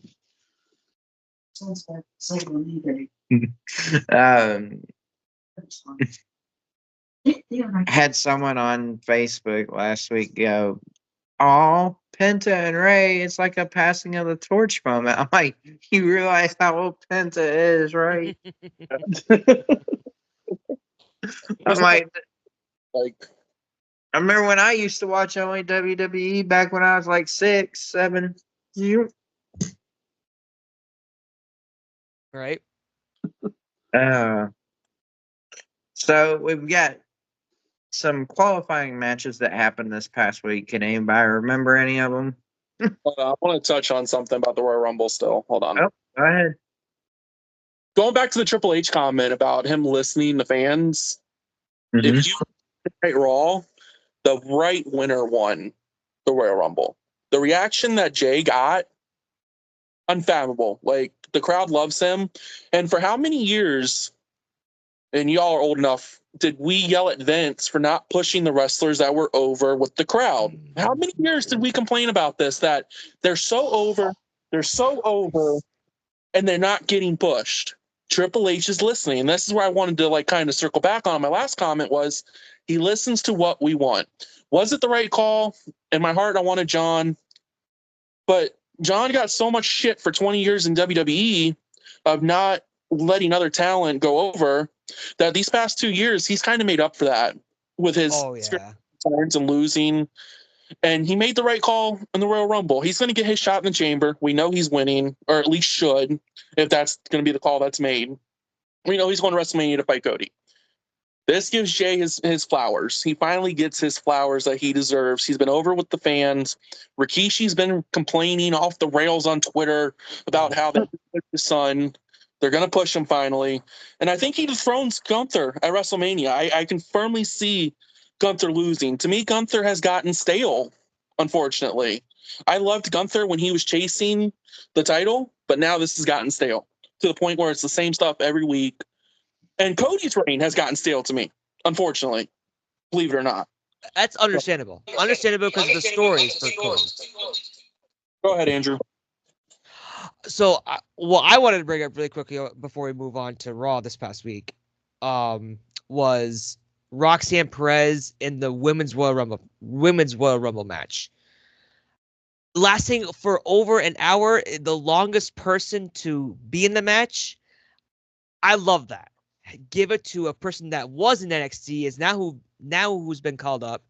Absolutely love this idea. She could always claim it until someone breaks it. And for what she's done in NXT over the course of these past, was it 3-4 years? 2-time NXT Women's Champion, one of the longest reigning NXT Women's Champions. Who did she beat? Lyra Valkyria, I believe. Yes. Yeah. Like, it shows that WWE under Triple H, they're making the right moves with the right younger generation, making them stars, and that's what you do as a company. Under Vince, we never had that. 100%. And you know, the whole thing right now is the IWC is losing their mind that John didn't win the Royal Rumble. Okay, great. But we cry wolf for years that these guys didn't get pushed that were over. You can't have your cake and eat it too. Like, you can't have John wanting to win and then complain that Jay won because he's over with the fans and we're finally going to push a wrestler that's over. But now we're going to cry because it was John Cena's final Royal Rumble. Like, you cannot have both, if you understand what I'm saying. You either want these wrestlers pushed or you don't. Right. So, Zach, do you have anything to add? Tim? Or, go ahead, Zach. Not really. I mean, I kind of agree with Daniel here because, like, yeah, for years it's been the same thing. It's like That's kind of why I'm like one of like a small group of people that actually enjoyed Jinder Mahal's WWE Championship run. Not just because the interest was fucking mwah, but because it was something new. Like before that, it was like what, the same 6-7 people having the championship. So yeah, I am all for someone new getting pushed, and the fact that every single time someone new gets pushed, anyone on Facebook or Instagram is just like, oh my god, they're shoveling them down our throats. I don't know what to do. This is bullshit. It's like, dude, if you don't like clearly someone likes seeing the shit but doesn't like seeing new shit. I love the expression. Oh, I love it. Go ahead, Tim. Go ahead. So now that we've been to the Royal Rumble, now the focus shifts to the Elimination Chamber. And I have to look the matches for you if you want to. Massive structure with a long history. And it feels like this year's chamber could be the most unpredictable ones yet. Mm-hmm. The men's clearly has a favorite, Cena. I think the women's has a favorite too, but she's yet to qualify, and I think it's going to be a last chance qualifier that gets her in. So I think I know who you're talking about. I think the encounter Monday night kind of showed who Rhea Ripley's WrestleMania opponent's going to be, and that's going to be Io Sky. Should be. It could. She cost her the qualifying match, quote unquote. So I firmly believe that's where we're going, because I think Tiffany and Charlotte's already cemented. And I don't think they go back to Liv versus Rhea already, because had enough of that for the years. Does Bliss win somehow? Ooh. She's qualified. She qualified last night. So the possibilities, man. Here's the thing. Bliss and the Wyatt Six, notice, they don't need a title to be relevant. I agree with that. Is the Wyatt Six really relevant? I mean, let's be real. I'm not trying to hate right now. I love Bray Wyatt, but I feel like this whole reboot has been a failure, honestly. How so? Let me ask you that. How so? Oh, I mean, what? It took 6 weeks for their first match after terrorizing Gable week after week and terrorizing the locker room. He won, what was it, a one-on-one, I think? Howdy won. Then they had the all-out brawl. They won that, but then they lost. Okay, it was their third match and they lost. And then what have they really done since then? They feuded with Karrion Kross, which Karrion Kross isn't that big of a story. I mean, let's be real. They paired him with Miz, but he still is a mid-card person. I mean, is he not? Talking about Miz? No, Karrion Kross. Oh, yes, you're right. I mean, do we really... I know Triple H loves him. He's a Triple H guy. I understand this. But do we really see Karrion Kross as that upper echelon talent? Or do we see him in the mid-card like where he's been? And I think that's where he stays. I was surprised he actually didn't get released last night with Authors of Pain and Paul Ellering. Mm-hmm. So these feuds have been almost meaningless to me. To be honest. Andrew, you got anything to add before I add it?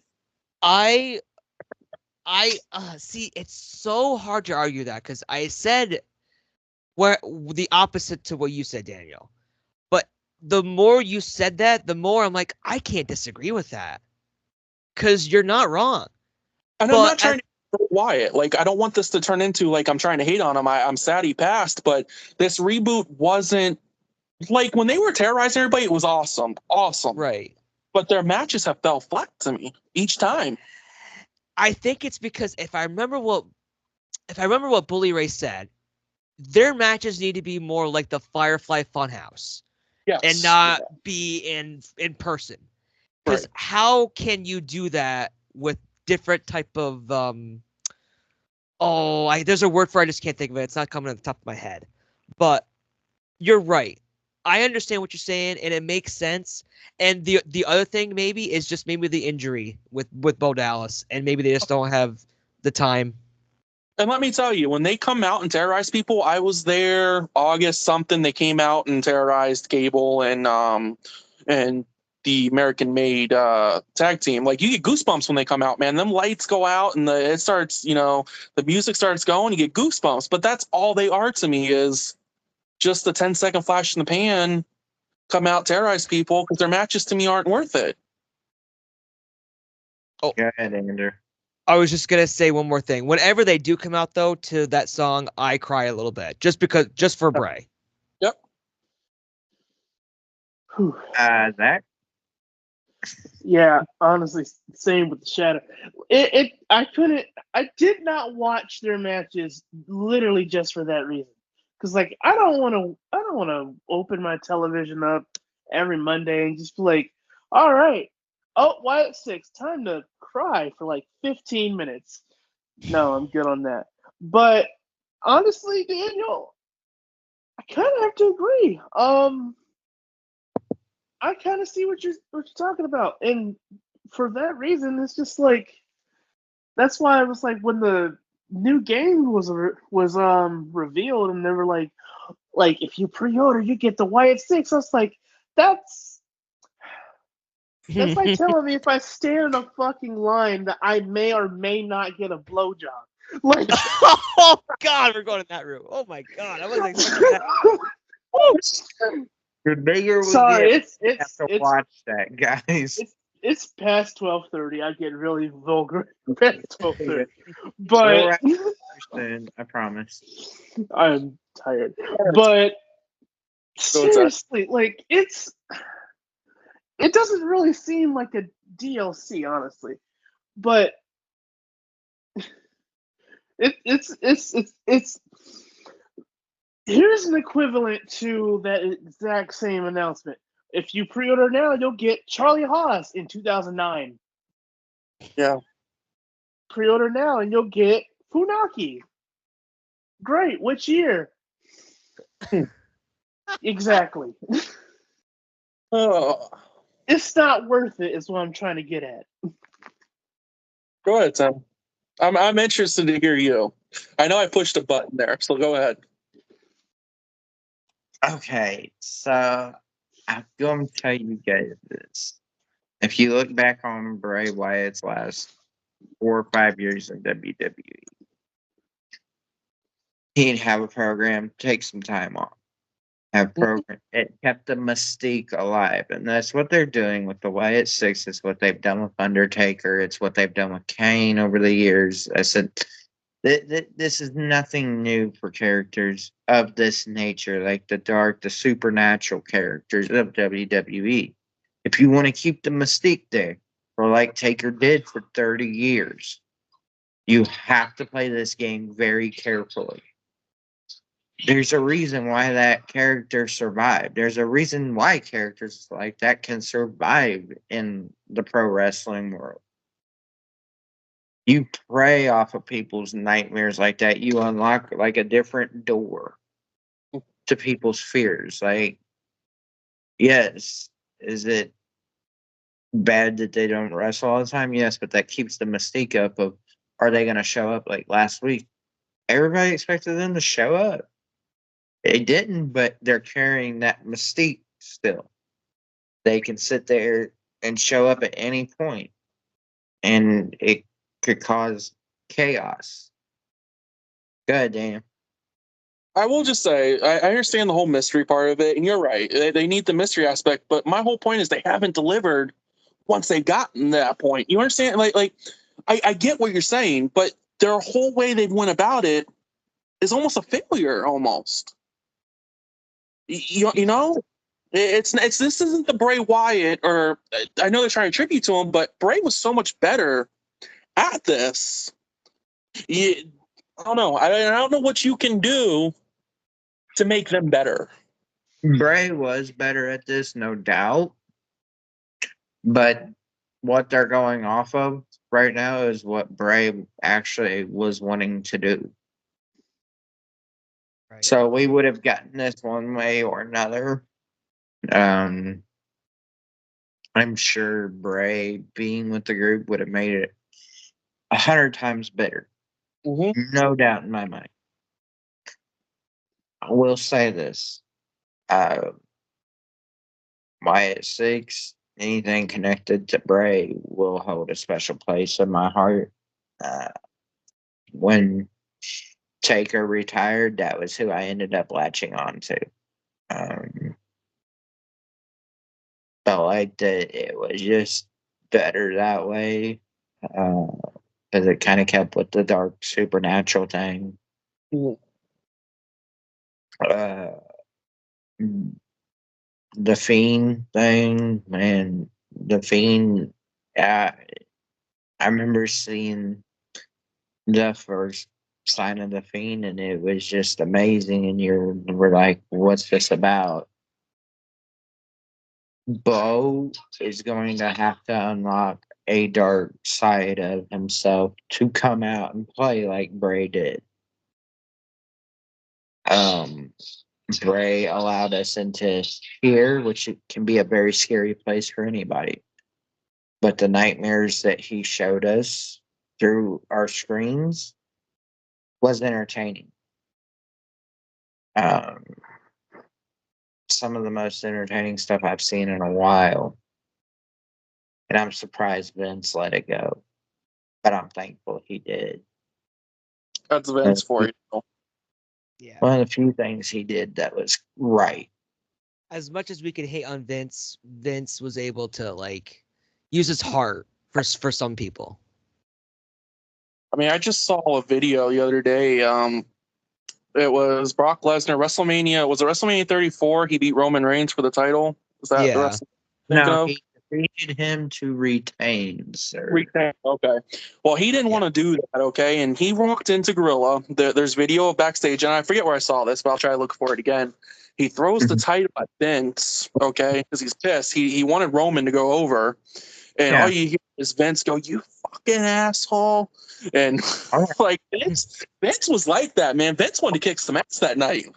Well, Mhm. see, Vince wants all his older guys to go over, but here's the thing: for all that Cena, Lesnar, Batista, Triple H, they all got over the years. That's what nobody realizes. Vince was calling all the shots. You can have whatever say you want backstage, but at the end of the day, Vince had final say. So most of Triple H's reign of terror came through Vince. That's what nobody realizes. What are you going to do? Cross the boss? Well, that's just Right. like the Streak being he didn't want to be the one to beat the Undertaker, and he has said this numerous times out of character that he was very pissed about beating the Undertaker because he did not want to end the streak, and he did not agree with Vince's call to end the streak that night. But Vince was like, "Oh, it needs to be done." And Mark. Mark's a company man. Mark's gonna go do what Vince asked of him. So is Brock. Brock's company man too. Right. And now that, if you haven't, I suggest to everybody that watches this podcast or listens to it wherever you may be, to go watch the Vince McMahon documentary on Netflix. You will learn a wide variety of knowledge.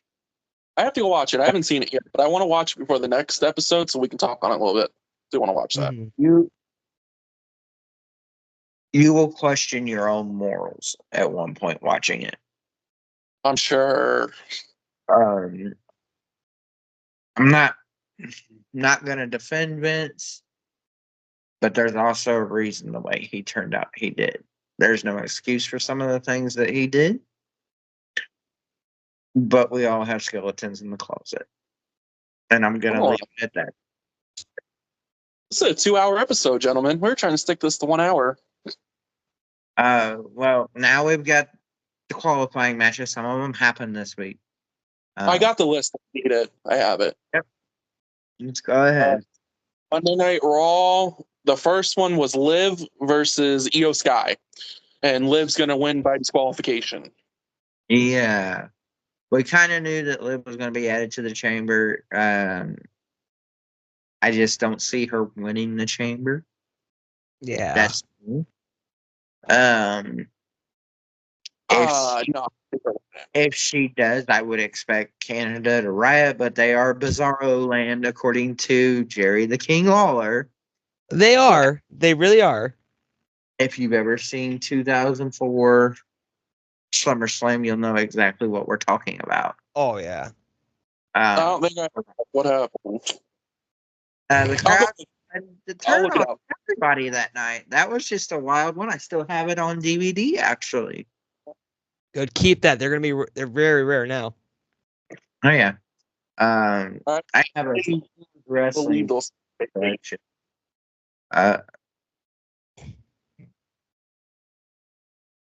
And then what she won because of what was it? Rhea interference, Yes, because of Unfortunately. disqualification. which uh, where that sets that going. But like I said, I think we had an Io Sky confrontation at the end. I firmly believe that's where that's going.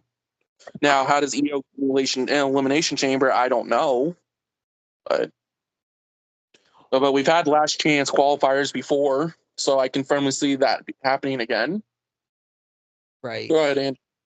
I was just gonna say, like, you took the words out of my my mouth. Like, I think there's usually a last chance qualifier. Usually all the losers from these Mhm. qualifying matches will get into it, and that's your final sixth person.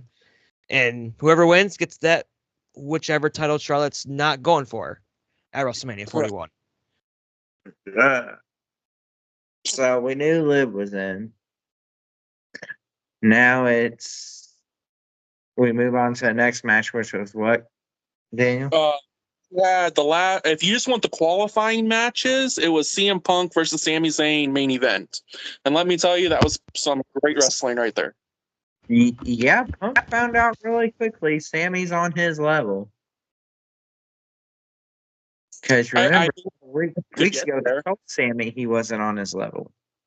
Correct, but we knew Punk was going to the Elimination Chamber. Like, this wasn't a surprise, Punk going over Sammy. We knew this was happening. We knew it was happening, but at the same time, nobody and their cousin believes Sammy wasn't on Punk's level. Oh, 100% no. Sammy's great. Is he a main eventer, though? I don't know. I can't put Sammy in the event level. But Sammy had the burn of the fucking week about a week ago when he looked Punk dead in his eyes and goes, I've main evented a night of WrestleMania. The burn of the night, of the But week, can we, possibly the month, maybe the year. Go ahead, Andrew. Matt? Oh, go ahead, Drew.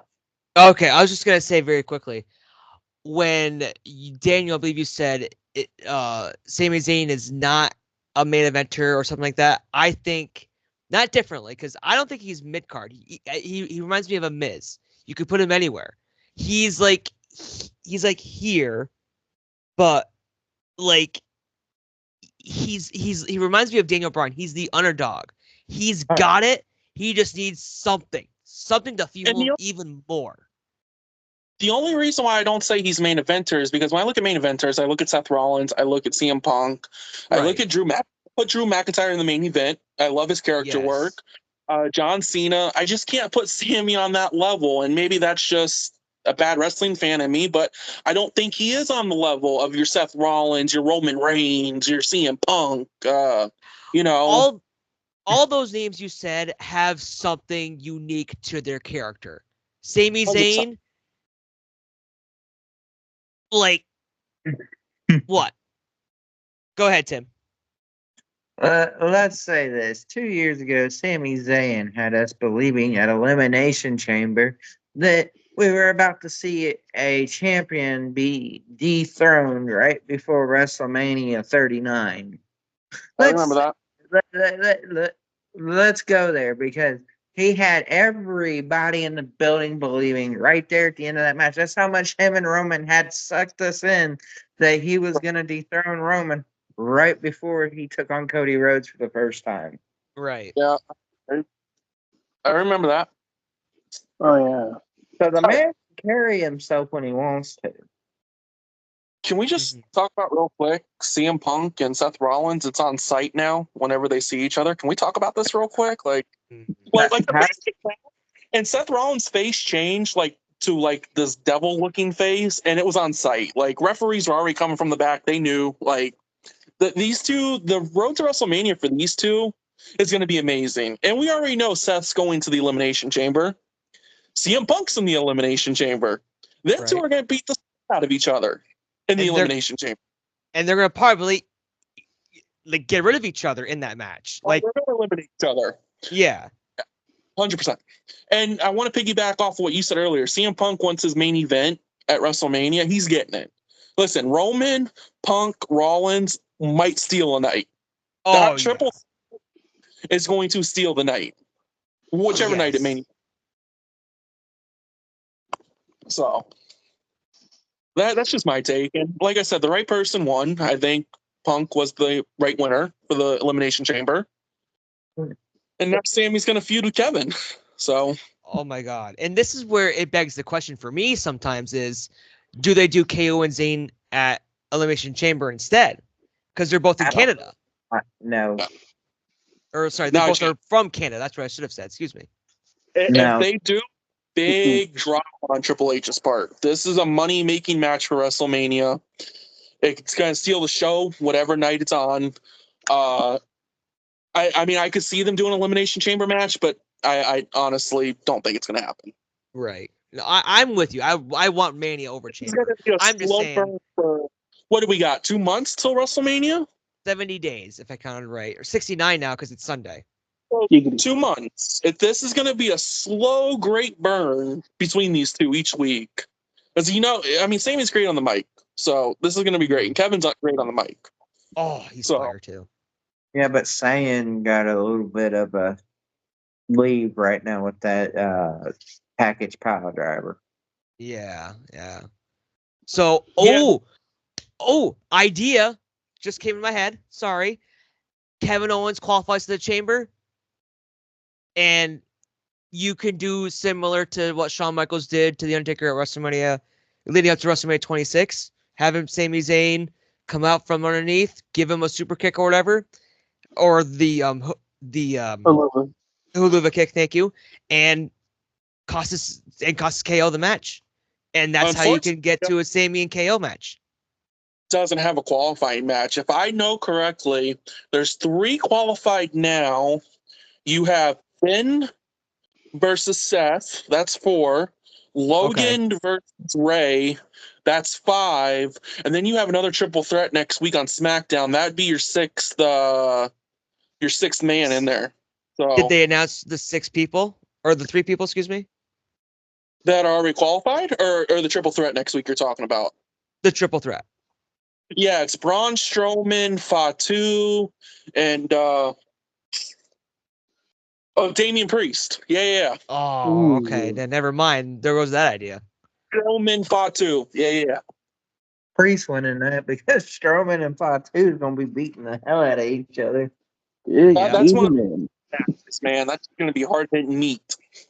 Yeah, well, I mean, that idea I thought was good, but I guess they're going to go in a different route, which is okay. And then last night, we had one Elimination Chamber match. We had the triple. No, we had 2. We had a women's, too. My bad. Women's. Gotcha. Hold on, let me get that up. That was it from Raw. Do we want to talk anything else on Raw? You had New Day versus LWO and Penta versus Kaiser.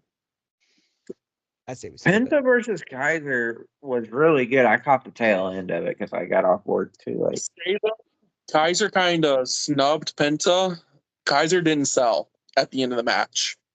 When Kaiser was working the arm, or when Penta was working the arm, Kaiser didn't sell him back to the locker room. And there's some talk that Kaiser might not be happy right now. So we'll see where that goes. But there's a lot of talk he didn't sell the injury, and he just walked back perfectly fine to the locker room. Well, anything that he's upset about, I'm sure he can go to Tippy Time to get corrected. Apparently, he's just tired of over. But I mean, I can see that. I like Kaiser, but I don't see him as a champion. No, but See, Ian Gunther, I don't. So the Gunter is old school, and that's what I love about him. He's again, this goes back to me like in the amateur wrestling guys and stuff like that. I love these guys that just you they're physical. That's what it boils down to.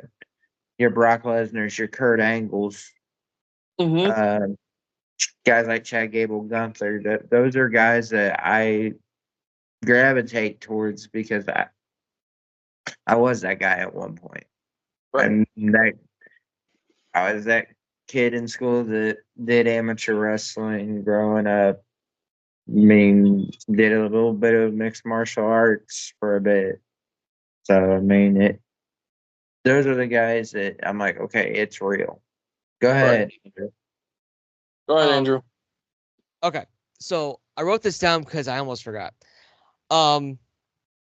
So I think Daniel, did you say just to correct me if I'm wrong? You said Kaiser. You don't see him as a singles champion. So Like main event type singles champion, like okay, world champion. I could see him a U.S. champion. I could see an intercontinental championship. I mean, those are just right. titles. I was just gonna rebuttal because I was thinking like singles champion, like IC or the world title. Because world title, I agree. I don't think he's there yet, but mid card, I think he is because he has that look, he has Right. that character work, he has the promo skill. He's good in the ring and everything. I'm not gonna take away from that Oh, 100%. because he's swimming. The other guy sunk. He's no Right. longer with the company. Gianna Vinci, I believe that's his name. Yeah, he got released. Yep.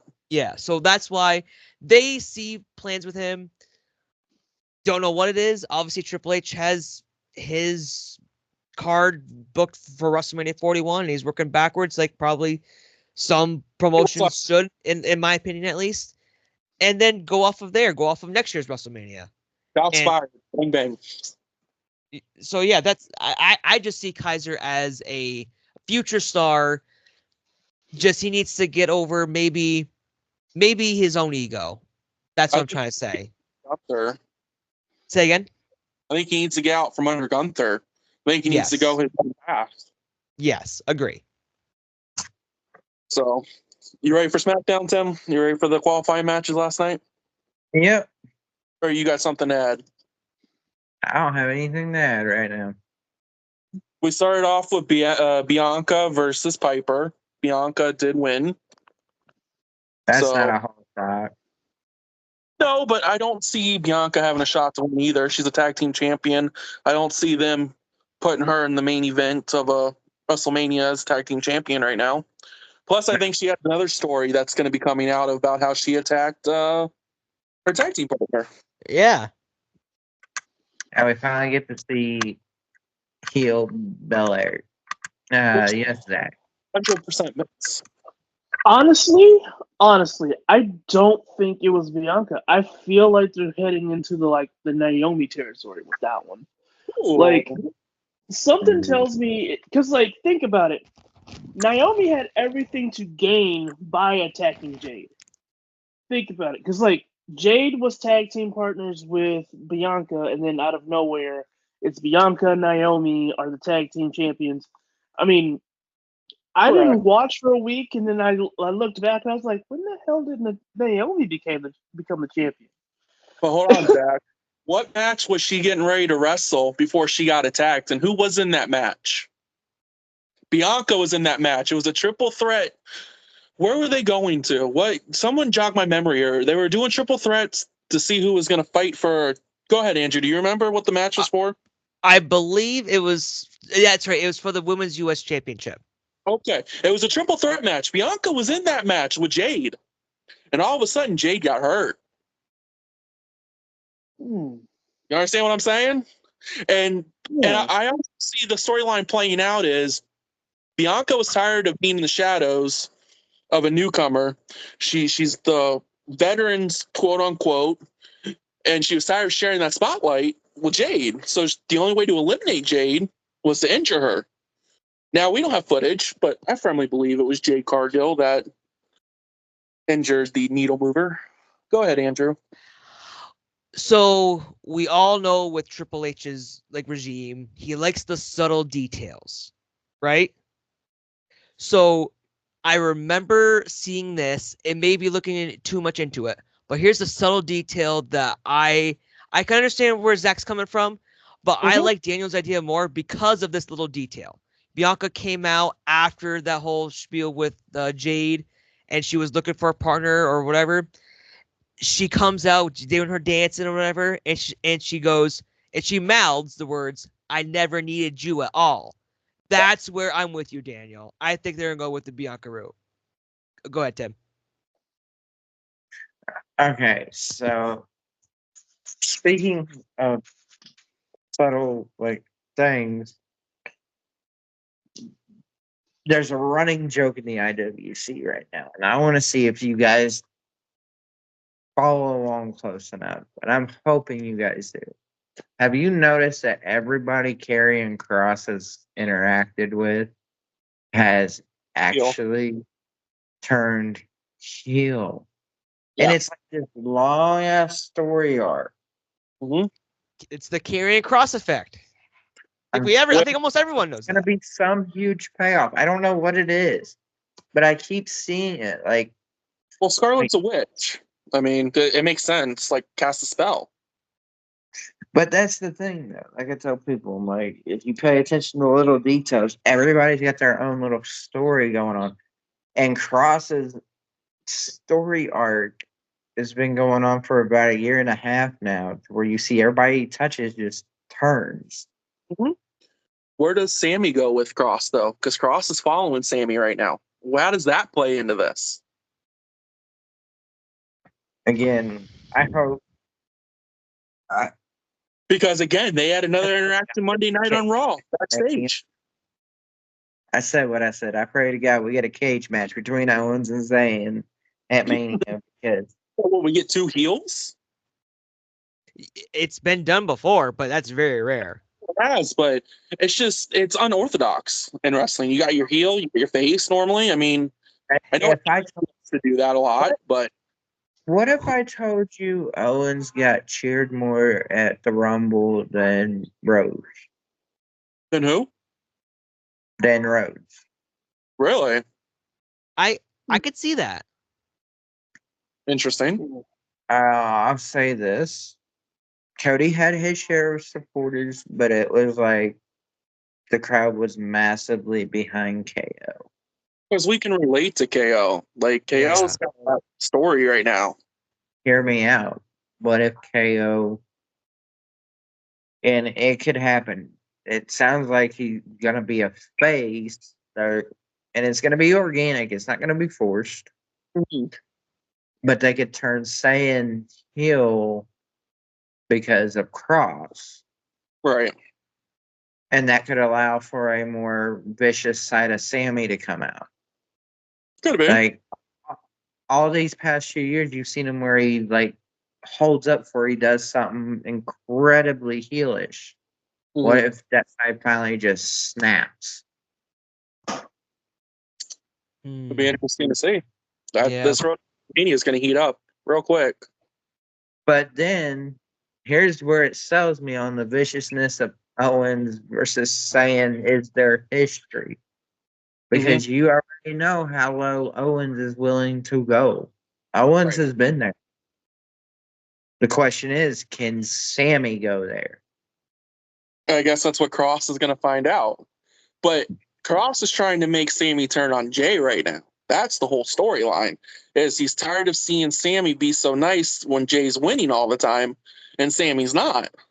Right. So, Sammy will lose his shit on Owens, mark my words. Let's see.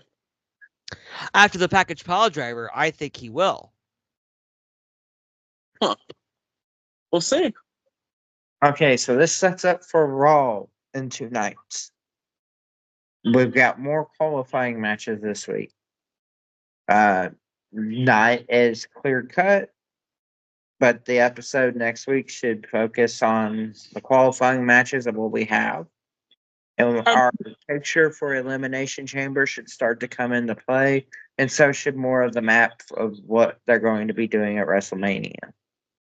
I think the two qualifying matches are pretty easy to call right now. You got Bailey versus Lyra Valkyria. I see Bailey beating Lyra Monday. Logan versus Ray. I don't see a way Ray's going to the Elimination Chamber. I think they're going to give Logan Paul that spot. Mm-hmm. I mean, being honest, Logan Paul's the superstar right now. You're going to give him the Elimination Chamber spot. You know he's going to pull something crazy, some type of flip off the chamber. He could, but at the same time, I could see them throwing Ray in there as like a surprise. See, and part of me is with Tim because of maybe you have a Cena and a Punk in there as the vets. Maybe you throw in one more vet in there, and then you make it more. You're going to get that vet with Seth. Yeah. So then you have Punk, Seth, Cena. Who's the other one I'm missing then? Priest, you said? Yeah, well, Priest is next week against Fatu and Strowman. So right. Unless they throw Finn in there, but I firmly believe Seth goes in because Punk's in there. Yeah, set up. Definitely agree. It's on site, right? Put him in a chamber like this is going to be gold. So actually, I think you're right. I think Logan does get in there because of not really because of, but like he eliminated Punk, and that way there's another little intertwined story with that. Go ahead, Tim. I thought that Seth was already in. No, he's not this Monday, but the next Monday he has to face Finn because Dominic Mysterio got Finn a qualifying match against Seth. Isn't that match this week though? Next 2 weeks. Oh, it's 2 weeks. Okay. Yeah, the only qualifying men's match tomorrow or Monday is Ray versus Logan. Then you have Bailey versus Lyra Valkyria for the women's. Right. Which Bailey, right? Everybody Bailey goes over Lyra, right? Or do we put the in there too? We already have a tag team champion in there. Are we putting the U.S. champion in there too? Intercontinental. Or Intercontinental? Sorry, yes. I'm sorry, your girl. But with those titles being so new for the women, are you really willing to bury your champion like that right now? It's been buried. How many times has she been pushed off of Raw? She's been advertised, then all of a sudden her match is nowhere to be found. I'll say this: she was a joy to watch this past week. Yeah, she was out there right with Bailey because they were facing this week. Yeah, she's been a pure joy to watch. I think they pull a shocker on us this week. I can't pick one or the other, but I don't think both of them are as clear cut as what we think. I think somebody shocking is going into the chamber that we don't know yet. I'd like to see it, and I think that's where the last chance qualifier is going to come in, though. Maybe I just don't. I don't know. I see what you're saying. My heart says Bailey, Paul. So, I'm not sure how we close this out. I just think we appreciate everybody listening. So, and if you made it this far, greatly appreciate you. I mean, this is 2.5 hours. We just talked your ear off. So I promise you guys we will get better as time goes on. Not all episodes will be almost 3 hours long of hearing me blow hot air out my damn mouth. These guys here are amazing. They make me look better than what I am. Zach over there being all handsome. That sexual chocolate. Over there. Then we've got below me on my screen, I don't know where it is on everybody else's, we've got Mr. Val Venus himself, Andrew. What? Why am I Val Venus? And then we've got over in the corner, Mr. Daniel. I'm going to be a cross between Umaga and Rikishi. Oh shit! And then you got the giant fuckhead right here. Giant what? The giant fuckhead. Oh, okay. He's the king poop. That's king down there. So there you go. These guys are amazing hosts. We thank you guys, whether you follow us on Spotify, YouTube, Facebook. If you guys like this episode, one thing I would like to start doing in the next episode, which you guys can send in questions through our Facebook page, and we will read them out loud and start answering them in a fan session. I love that. Sure. So Also, please sending criticism, right? Like, send in questions, make them hard hitting, make all these hosts sweat. We do this for your entertainment. Don't forget AEW Grand Slam. SMPW has a huge match. It is non-title. It is the owner of SMPW, Andrew, versus the Cowboy from Hell, Tim Cantwell, the U.S. champion, the 6-man tag champion, and due to the Freebird rule, a tag champion. So I hold 3 belts at once in SMPW as 1/3 of the Shield with Daniel down there. We cannot wait. If Andrew wins or is within 1 point when he loses, he will earn a U.S. championship match at SMPW's WrestleMania 41. Going down, Tim. Even if I'm within 1 point, you're going down at WrestleMania 41. Oh. Oh, Daniel. Uh-oh. I will just say this. When you do beat Andrew, and I know you will, he will taste wood because we'll be standing over the top of him when we put him through the table. I will be there in your corner. Okay? I'll be there. Don't worry. I got you. It's gonna taste what? Andrew. I was expecting you guys to say something completely else after you said wood. I'm glad you went table instead of somewhere else. So, okay. Taste wood, huh? I'm done. Oh, man. Snack at a party. We're laughing our butts off. But I have been your host, Tim Cantwell. This has been fun. This Andrew, Daniel, Zach, guys, you did amazing tonight. Follow us on all social media platforms, please. Andrew, our IT guy, taking care of that. He better make sure it's all done, or my foot's gonna go up his butt before this is over. Hey, you gotta record this first pretty well, then I can post it everywhere. All right. Or I mean edit this, excuse me. I didn't say record, sorry. Y'all have a great night. Thank you all for tuning in.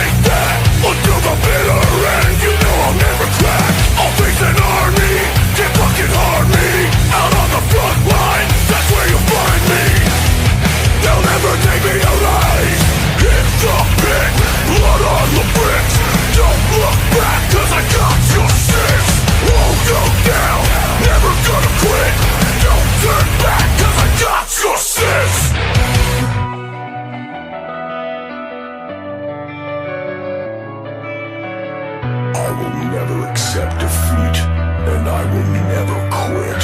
I've got to say